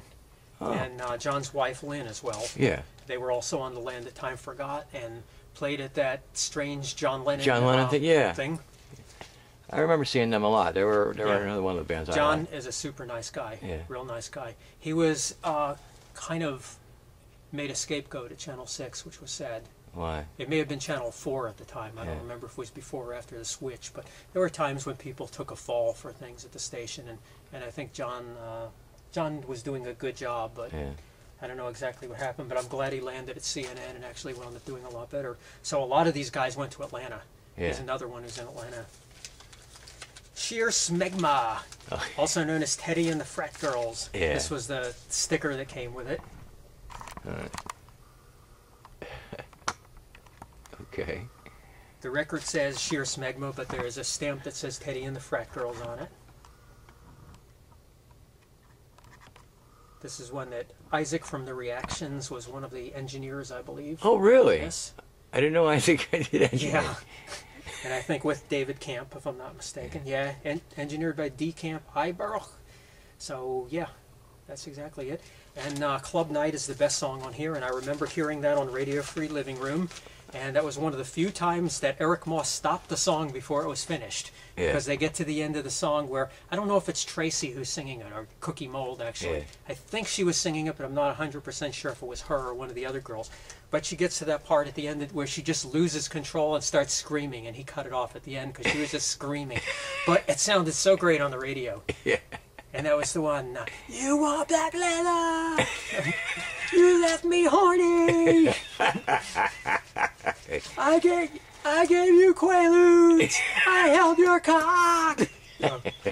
That should have been played on the local top 40 stations. That should have been played on She. If she's only rock and roll, they would have played Sheer Smegma. Right. Oh, yeah, right, we're going to play Sheer Smegma. Plenty of attitude, but that's what makes it so good. And the funny thing with Cookie Mold is, I had a friend who worked at WQAM when they went country. Right. In 1980, they became Sun Country, and that was when I think they were just called Smegma at the time, playing just as simply Smegma. Right. And they had this promotion where if you've got this bumper sticker, they stop you, some kind of promotion. And my friend stopped. I think her real name was Tracy. And put her on the air and said, "What's your name?" And she said, "Cookie Mold." So that was very punk of you, Cookie, to use that name. Meet the Spanish Dogs. Dedicated to Yoko Ono. Okay. And unfortunately, Pete Moss and Mike Kennedy are both gone, no longer with us. Two guys that were good friends of mine, not at the time of the Spanish Dogs, because I was too shy to talk to them then. But I got to know them later on when they were doing Roosterhead. Right. And nice guys. Really miss them. Pete, super sweet guy. And Mike Chatham. Do you know how he passed away? What's that? Do you know how Pete passed away? Yeah, it's kind of something I wouldn't say on camera. Okay, all right. But I can even show you the. Yeah, all right. No, I just was curious. Yeah. But... And Kennedy too. Yeah. Yeah. Yeah, I remember I went to Waxy to do the Beast and Baker show. I did the Psychotic Reactions segment on there. Right. And when we got the news about Kennedy, and you know, Baker and Kennedy were just real good friends. Baker worshipped Kennedy's songwriting. And it was such a sad night when we heard that. Actually, there were three things I heard when I got there, because I heard that Roby Young died when I got to the Beast and Baker show, and then I had to scramble to dedicate a song to him, because I didn't really have anything appropriate. And the other one was the Four Squirrels car accident. I think that happened maybe a few days before I did the show. Yeah. But three members of the band Four Squirrels were killed in a car crash. Right. And this was in 1995. Yeah. And that was devastating. You know, I felt bad for Rich. You know, Rich Uloa. Yeah. Because he'd done so much with them, and you know, especially working to get them on Sony. And the Sony deal did go through, but it wasn't the same band, and of course it tanked afterwards. But that was really sad. Used People, who I know you remember well, Alan's band after the Cichlids. Okay. I think Alan was kicked out of the Cichlids, wasn't he? He didn't believe he was kicked out, wasn't he? I don't know. You know, Bobby didn't mention it, and I haven't interviewed Debbie, so I don't know. I think so. But this one, I think I only saw the band once, and to be honest, I don't remember anything about them outside of this record and outside of liking Oh Kimmy. Yeah. And I remember hearing, this is another one I remember hearing on Radio Free Living Room and thinking, that's a pretty good song, that's pretty good. And it's very different from the Cichlids, too. I actually am talking to John Stansel, and he's got the whole story. Yeah, he I actually got it in my computer now. Good, good. I'm going to talk to him. Hi, honey. The Visitors, this was also Julio Ray, the guy who Okay. did Christian punk down here. All right. We the Living, this was around 1985, and this is one that got a lot of coverage in the fanzines at the time, although I don't recall ever seeing the band play live. Actually, I'm not even sure if they were a band or if it was one guy. Like a studio? Okay. Yeah, I don't remember. Wowie. This Okay. was a glam band Right. from the late 70s, and I'll show you the picture. They're probably cringing right now. This is a band that John Marlowe of the Miami News loved and gushed over all the time. Yeah. His favorite band, next to Bruce Springsteen, they were gods to him. Yeah. And they, in fact, they later took the name, I think the name was Broken Heroes, which comes from Born to Run, from the song Born to Run. I remember that. But they were a good band. They weren't really part of the punk scene, but I put this in here just to show that there were glam bands around here too. Yeah. And actually, if you're looking at the beginning of the punk scene, you could look to a band called Tinsel Swain in 1977. Okay. Tinsel Swain with Craig Cherry. Right. Craig goes back to 60s bands, so it's another link back to them. But to me, they were a little more glam than punk. But you can actually say that they were there even pre-Z Cars, looking at the beginning of the scene. If you want to really take it back to Tinsel Swain, you can. Okay. But they weren't around for very long. To me, in my mind, because I was a Rollo's guy and I saw Z Cars so many times, and because the Cichlids were kind of an outgrowth of Z Cars. Not, I don't know if it's 100% accurate to say that, but if you look at Robert Mascaro and probably his line of thinking with the Cichlids, that really I started with Z Cars, Right. you know. But Tinsel Swain, it could be argued from the glam scene, also might have been the first punk band down here. The Rap, Okay. who we remember because Diane was in here, who I believe was an original Cichlid. Cindy Ward. Okay. Ex-Cons, Do Dead People Tan. Rob Elba, later of the Holy Terrors. Yeah. You got them all, Jeff. Glenn Wexo, Yeah. Eves in here. Yeah. And this is one that actually got played on WSHE in 1981 when they did a local bands competition, Okay. the Local Shot. Yeah. And they were in a competition with bands like Victim. Yeah. Not that Victim was a bad band, but it's not my thing. Yeah. And the Kids were Yeah. also in that competition. And I know I'm leaving out a band too, but to me the Ex-Cons were by far the best one in the competition. Here's Zed Cars' 45. Okay. It's sad that this is all that they recorded. All we have is 145, and it doesn't reflect how good the band was. I think anyone listening to this might say, oh, they were pretty good, but you don't get the idea of what Bruno could do on the drums, or Right. what Ray could do on bass, or any of these guys, Chris or Peter. Yeah. They were definitely a band that was at its best live. They couldn't translate it to the studio, and that's probably why they're not held in more esteem these days, is because a lot of people who are too young to see them don't really get the impact of what it was like to be in 1977 and 1978 in the wasteland that was South Florida, with most bands either playing disco, heavy metal covers, or southern rock, Yeah. and all of a sudden being able to walk into a club and a band is playing everything from the Kinks to the Who to Roxy Music to Yeah. the Time Warp from Rocky Horror, and that was in the days when a lot of the real scenesters were going to see Rocky Horror every Right. weekend at the Grove Cinema, and to be able to go to Rollo's afterwards and dance to Time Warp was so cool. Yeah. So I salute Zed Cars because they really set the scene for what was happening, even though they weren't a punk band per se. Yeah. But some of the songs that they were doing from the English scene, for example, the Easy Beats, Friday on My Mind, Right. nobody was playing that in 1977, and it was so refreshing to be able to hear that in a club and to be able to get up and dance to that instead of hearing Leonard Skinner stuff all the time, which was Freebird. getting so boring. Yeah. Or going into a club and hearing shake, shake, shake, Yeah. shake, shake, shake. Casey and the Sunshine Band.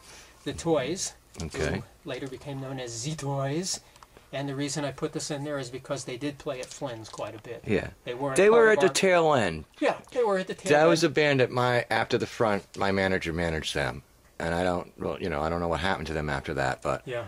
they were at the tail end of the scene, and they were a good band. I remember. Who's the guitar player? Guitar on here was Peter Spyrer. And the other one, Yeah. the Peter's a blonde guy. Yeah. Well, let's see on this Because one. the other one reminded me of me a lot, because he was always in trouble with the bass band. player Mitch Weissman on this one. Let's see. Do they even give credits on here? I don't think so. Well, we can find that out easy enough because I have some articles on them, and I also have a 12-inch by them that we can check. Okay. So that will tell us. But I included this in here because they were part of the Rollo scene, and they did get played on both She and WVUM at the time.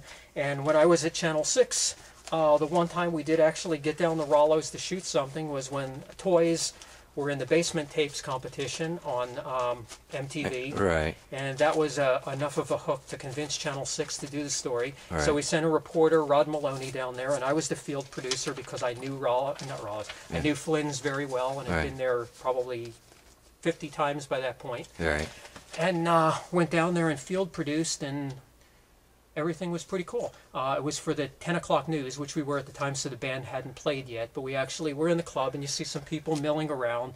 You see I think you see the big screen that was playing something because they were going to play the Basement Tapes there. Yeah. And we featured their Miami Breakdown video. Right. For some reason, they didn't put out Miami Breakdown on a 45, and it made no sense because that was the one that MTV played. Right. It came out on a 45. I've never seen it, and I can't imagine not having seen it in all these years. Huh. Okay. So The Bobs. the Bobs, some 12-inch action here. This was on Safety Net. It was a second release after the Essentials. And this was a band that both Jim Johnson and Bill Ashton liked a lot, so they decided let's make that the second release on Safety Net. The Bobs so named because most of the guys in the band were named Bob. Although Kevin McIver was in there as well, and he stuck out. But we had Bob Roop. Yeah. And we had Bobby Tech. And Kevin McIver. If you look at where this band came from, I guess you could say the Rollin' Pins, adding Bobby Tech, who had been in the Cichlids, of course. I like the Bobs. They were good. Yeah. And this was the second release, and this came out a little bit later. This was 1984. And at this point, John Galway was playing drums. Okay. And they also had Walter Salas Humara on here. And Walter and John were later in the Silos together. Bob Roop as well, in fact. So this album is kind of the derivation of where the Silos came from, if you really want to look at it that way. Bob Lose also plays pedal steel on here. Cool. Bob Lose later played with Roosterhead and a bunch of other guys. Okay. And is known for his studio, The Chant. Okay. I don't think I ever finished the story on these guys, but Walter came out of the Essentials. Jim Johnson had done some fill-in work for Charlie Pickett and the Eggs. Right. And was also, I believe, in the DT Martyrs for a time. But Jim was basically best known as being a writer and photographer for Rag. So if you saw an article on a punk band in Rag, it was probably Jim who did it. Okay. Walter was probably best known for the artwork that he did for bands, flyers that he designed, and also being in the studio for Radio Free Living Room all the time. So with Rich DeFinis on guitar and Todd Barry, who's now a famous comedian, on drums, this was their Three Sheets to the Wind was their first album. And I love these guys because they were influenced by early REM, and they did it right. A lot of bands who were influenced by REM were too derivative and just didn't really get it. But I think they did get it. And one of the songs they cover on here is Little Black Egg, which was originally done by the Nightcrawlers from Daytona Beach. Yeah. And it was a top 10 song in Miami in 1965. So it was very cool that they covered that. And these guys, especially Jim, have a sense of South Florida history. Jim would be a great guy. He's in Atlanta, but he'd be a great guy to sit down and talk to because he was in the middle of everything. Especially writing for Rag. He's got pictures. He's got pictures of Debbie from the Cichlids, videos, just all kinds of good stuff. Speaking of the Cichlids, this was the album. On the most unlikely label you can imagine, Bold, which was distributed by TK, the disco label. TK went out of business shortly after, and that kind of meant the album was dead, even though it got a great write-up in Billboard. Sound familiar? Yeah. And was named on one list as a top 10 album of the year. And this includes a lot of songs that they used to perform live, including These Boots Are Made for Walking, and a lot of their originals. Some of the covers on here, Ups and Downs, which was a Paul Revere and the Raiders song. 14 or Fight, which was Max Frost and the Troopers from the movie Wild in the Streets. Right, I remember that, yeah. I remember them doing all kinds of things live. Yeah. You know, even Bay City Roller songs. And I didn't like the Rollers. I thought they were a piece of shit. But when the Cichlids did it was fun. Yeah. So that's something to keep in mind. I mean, there are bands that took themselves seriously, and there are bands that were all about fun. And when you look at the Cichlids, if you don't look at it from that point of view, that they were having fun, people may not get it. And a lot of people don't get them today because they can't see them live. All they can do is listen to the record and say, well, you know, they're derivative. Well, who isn't? Yeah. Critical Mass, this was the MCA album. This was supposed to be their big breakthrough, but it didn't do anything. And amazingly, MCA never put out a 45 from the album. Now, if they would have put Runaway out as a single, or 1964 as a single, or You Don't Mean That Much to Me as a single, these guys might have broken. Yeah. But I think part of what happened too is Lee Abrams, who was a radio consultant, was in their corner and very much a part of the Mass team. And there was some backlash, I think, as well, especially from stations that he didn't consult. So I think that hurt Critical Mass as well. But I know that there was some high hopes for this album, and they actually sent them to London to record this in 1980. Wasn't it Chris Squire? 1979 they started it and finished in 1980. Yeah, Chris Squire's studio, I believe. Yeah. And it was a good album in the power pop vein. But if you're looking for punk rock, this is not the place to look. It's more of a power pop album, starting to become a rock and roll band, but more power pop still, and very different from the Silver Screen 45. But I still think Silver Screen was the best thing they ever cut. Okay. Einstein's Rice Boys was a band from Milwaukee that came down to play at 27 Birds, and I saw them playing there a few times. First album was called Milk of Amnesia, and it's very much a derivative new wave album. The second album I didn't care for at all. Okay. I've never heard of these. Here's their flyer from 27 Birds.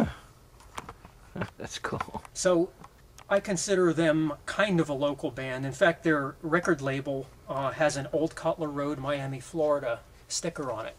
So they definitely had local ties, but they're a Milwaukee band. Okay. Not a great band by any means, but they were still fun to watch.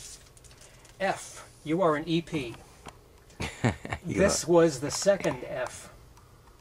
There were two Fs. Okay. You probably remember that story. I'm sure a lot of people watching remember this story. Yeah. There was the F that was on The Land That Time Forgot, with a singer named Flash. Okay. They were becoming more of a hard rock metal type of band. Well, this was some of the guys from Gay Cowboys in Bondage and some of the guys from a group called the Penisheimers. And they got together and cut some songs that were not serious at all, and decided to call themselves F and confuse everybody because they weren't really F. Yeah. But they were calling themselves F. Yeah. And the funny thing about this is it became a running joke at Churchill's that whenever you wanted a band to play that Dave Daniels didn't want to book, you would say that they're F and he wouldn't know the difference. And I think it was Ivy from Los Canadians in the 90s did that because it was some band that got banned from Churchill's, and I don't remember who it was. It's hard to get banned from Churchill. And Ivy said to Dave, "That's F. Who's that band? Oh, that's F. Okay, they can play." And that would be it, because you can always say that because there were two Fs. And later there was a third F. Yeah. Because Ivan Osorio, who called himself Ivan Absurdio when he was in Lethal Yellow, he moved to Gainesville, and his band, which was the Chinese Restaurants, who later became the John Birch Society, they started calling themselves F. So there was a third band called F. So it was to the point where if you said F is playing, well, which F is playing? So if you ever want to get a band past Dave and tell him that, just tell him F is playing, and he'll say, "Oh, good." You do a good impersonation of Dave. And I like Dave. Dave is a great guy. Yeah. You know, Dave and I actually became very good friends when I was in the Hive Buzzers, because at the time I was also doing some nights at Churchill's, and I was trying to reunite some '60s bands and also reunite some '80s bands as well. Like the Rubber Thongs played at one of our nights. And we had some mutant '60s bands and mutant '80s bands where you'd have almost the whole band but not quite the whole thing. And yeah, and in fact, when we did some Northern Soul nights there too, it was cool because Dave had done that in England back in the '60s. Yeah. So it really came full circle for him. The Happiness Boys, Okay. electronic group. Stephen Nestor was the leader of this group, and I believe, no, not that I believe, I know they were also known as Slap. Okay. And I think I have an album here by them as well. I think Happiness Boys may have come first, but I'd have to double check that. The Preachers. Oh. This was Richard Shelter's Richard band. Shelter. Okay. Right. And I don't have to tell you who Richard Shelter is. Everybody who was around at the time knows who Richard Shelter was. Yeah. Just go to the door at 27 Birds and there he is. Yeah. But this also included Nick Kane, who was later in the Mavericks. Right. Steve Mahoney, who some people Where was that know. recorded? Where was this recorded or when? Where? Where this was done, I believe it's Sync. It's no, Sync. it was done at Criteria. Oh.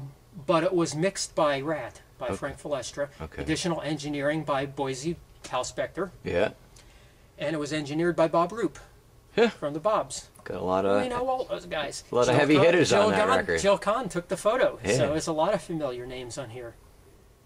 And thank you very much to Joe Harris, Hal Spector, Charlie Pickett, Bobby Gold, Frank Filestra, and Tobacco Road. So yeah, very much some familiar names on here. And they thank people like Bob Slade, Greg Baker, Tom Moon, who wrote for the Herald, and I don't think ever got our local scene. Yeah. Not like Bill Ashton Yeah. did.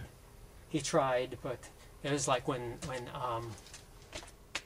what's this guy's name again? Oh, Leonard Pitts, when he was writing about music. He's a great columnist for the Herald, but he didn't get the music scene. Yeah. I think you have to cover a music scene. You have to be somewhat into it, like Yeah. into the music. You did. Psycho Daisies, Psycho Daisies. the first Psycho Daisies album. This one goes back to 1983. And this was Johnny Sultan's Baby. Marco plays bass on here, Styx. John Galway plays drums. So this is definitely a Charlie Pickett and the Eggs offshoot, and another band that's very big on the Silos family tree. Right.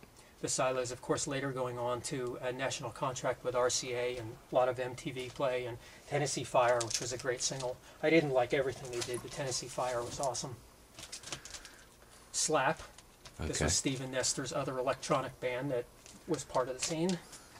Slap again. Sleep of Reason. Okay. They played at Flynn's a lot, and a lot of people didn't like them because they were kind of in that, at least musically, in that new romantic type of deal. Okay. Yeah. In that kind of a Duran Duran-ish type of group.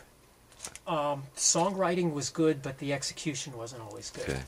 That's what I kind of think happened. Is like the music changed, the drum machine started coming in, and you didn't get the raw, Yeah. bands anymore. And they, in one form or another, later evolved into Halo in the 90s. Okay. Spanish Dogs again. This is a full-length release by them. So we get Mike Kennedy, Ruby Cadillac, Mike Chatham, Pete Moss, Randy Ruffner, John Aiello, and Jacko Giacovino. Charlie Pickett playing guitar on here. Ray Murtha, Murtha being Pete Moss's real last name. Okay. Pete Moss doing keyboards on here, of course, as well as doing drums and vocals. Okay. It's the same guys on here. We are about to run out of disc. Uh-oh. We Is got that the like. last disc? Or do you have more? No, I got more, but Okay, I'll do this as fast as I can. Spin Out, who was actually the Spin Outs, okay. did this at Sync Studios with Rat. Okay. And this was around 1983, and that's with Joey Maya on drums. Joey from the Reactions. And Jack Stone on guitar. I think so. I'm not sure. Remember Jack? He was the blonde Yeah. guy. Voodoo Idols were from Tampa, but they came down here and played, and actually wound up on the Land That Time Forgot, and wound up on the Safety Net label.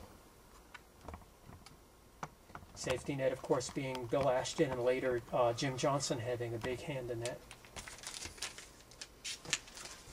The Wind was a power pop band.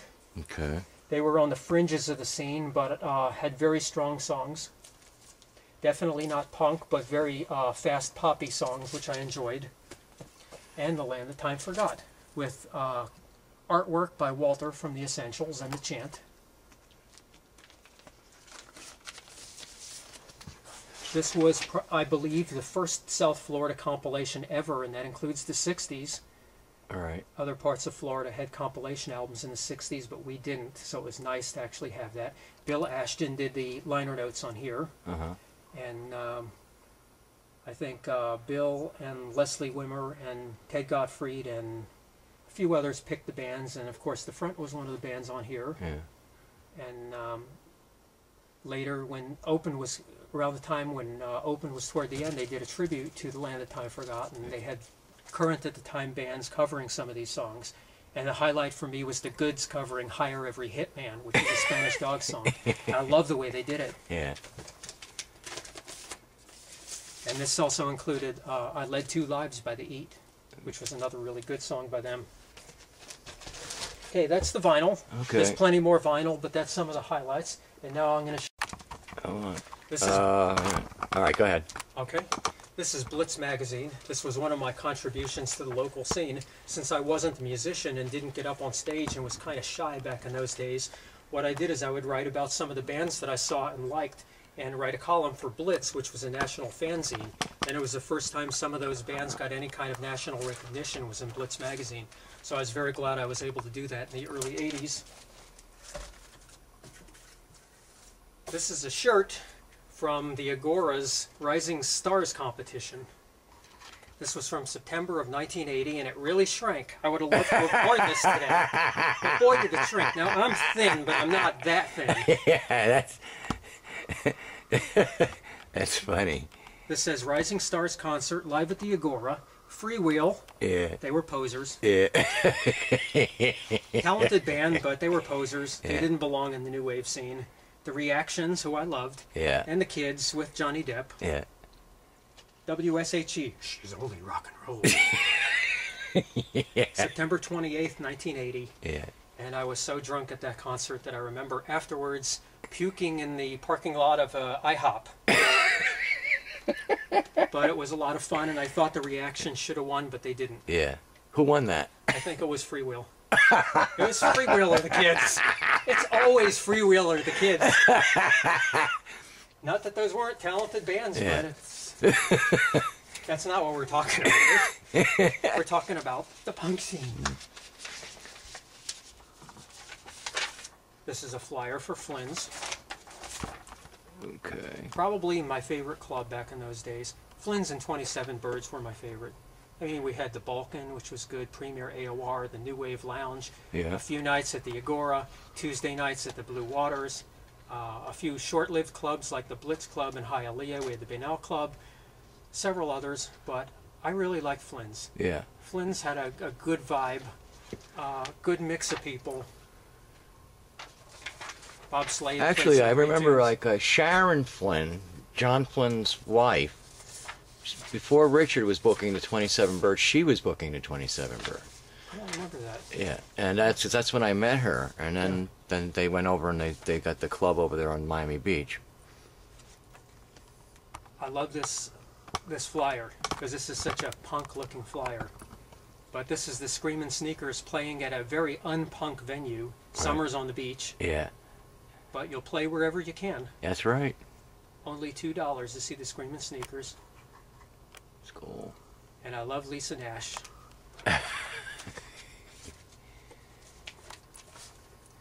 Screamin' Sneakers became Poison Pack. A lot of people don't remember that. Okay. But after they went to New York, they were back in South Florida. They had slightly different personnel, and were playing down here as Poison Pack, and did a little recording as Poison Pack. Huh. That would have been about 1985. It's good to 27 know. Birds with the front, Oh, and the toys, and Yeah. the rubber thongs. yeah. Those are fun shows. Those are some Yeah. of the funnest shows we ever did. And There's a lineup for yeah. 27 Birds. Yeah. All the bands played the 27 Birds. Just the little Big Daddies, and it was a lot of fun. This was a New Year's show that I attended. Yeah. Okay. I went Okay. with my friend Barbara Sloan, who was one of our anchors on Channel 6. She went with me to 27 Birds that night. Yeah. And I think that was the first time I saw Cats on Holiday was that night. Okay. Might have been.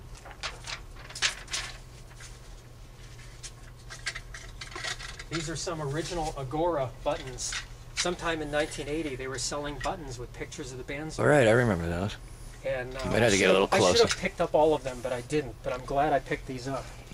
Okay, I don't know which if they're too small to see, or if you need to just shoot them on the floor or something. No, just come closer to the camera. Okay. All right, that's good. Okay. The Sicklets. The Eggs, before Charlie Pickett got first billing. Okay. The Return of the Eat, after they'd been banned. Bring it down. Yeah. After they'd been banned. Let me just zoom out here. The Return of the... I remember The that. Return of the Eat. The Reactions. Yeah, oh yeah. Always enjoyed watching those guys. That was a great band. I thought that was one of the bands that would go places if they stuck it out. Yeah. Their songs are just infectious. Critical Mass, or as we called them in the day, Critical Mick. Is that David Owen? Yeah. That's funny. David Owen, Big Bird. And the Rap. Okay. Cool.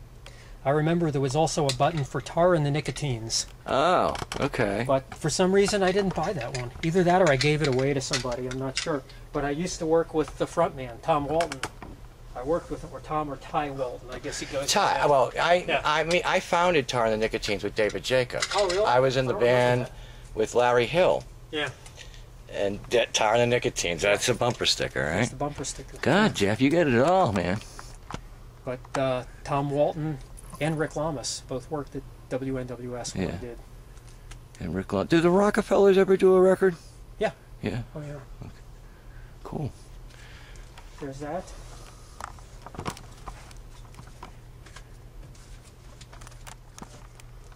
But that's not where my punk credentials end. I was also a member of the Buddha Insider Club for Buddha Records. Oh, cool. But that's not where my credentials end. This is the one that's the most punk of all. What's that? I was a member of the Archie Club. Archie's gonna marry Veronica, not Betty. And Big Moose says, duh. That's perfect, man.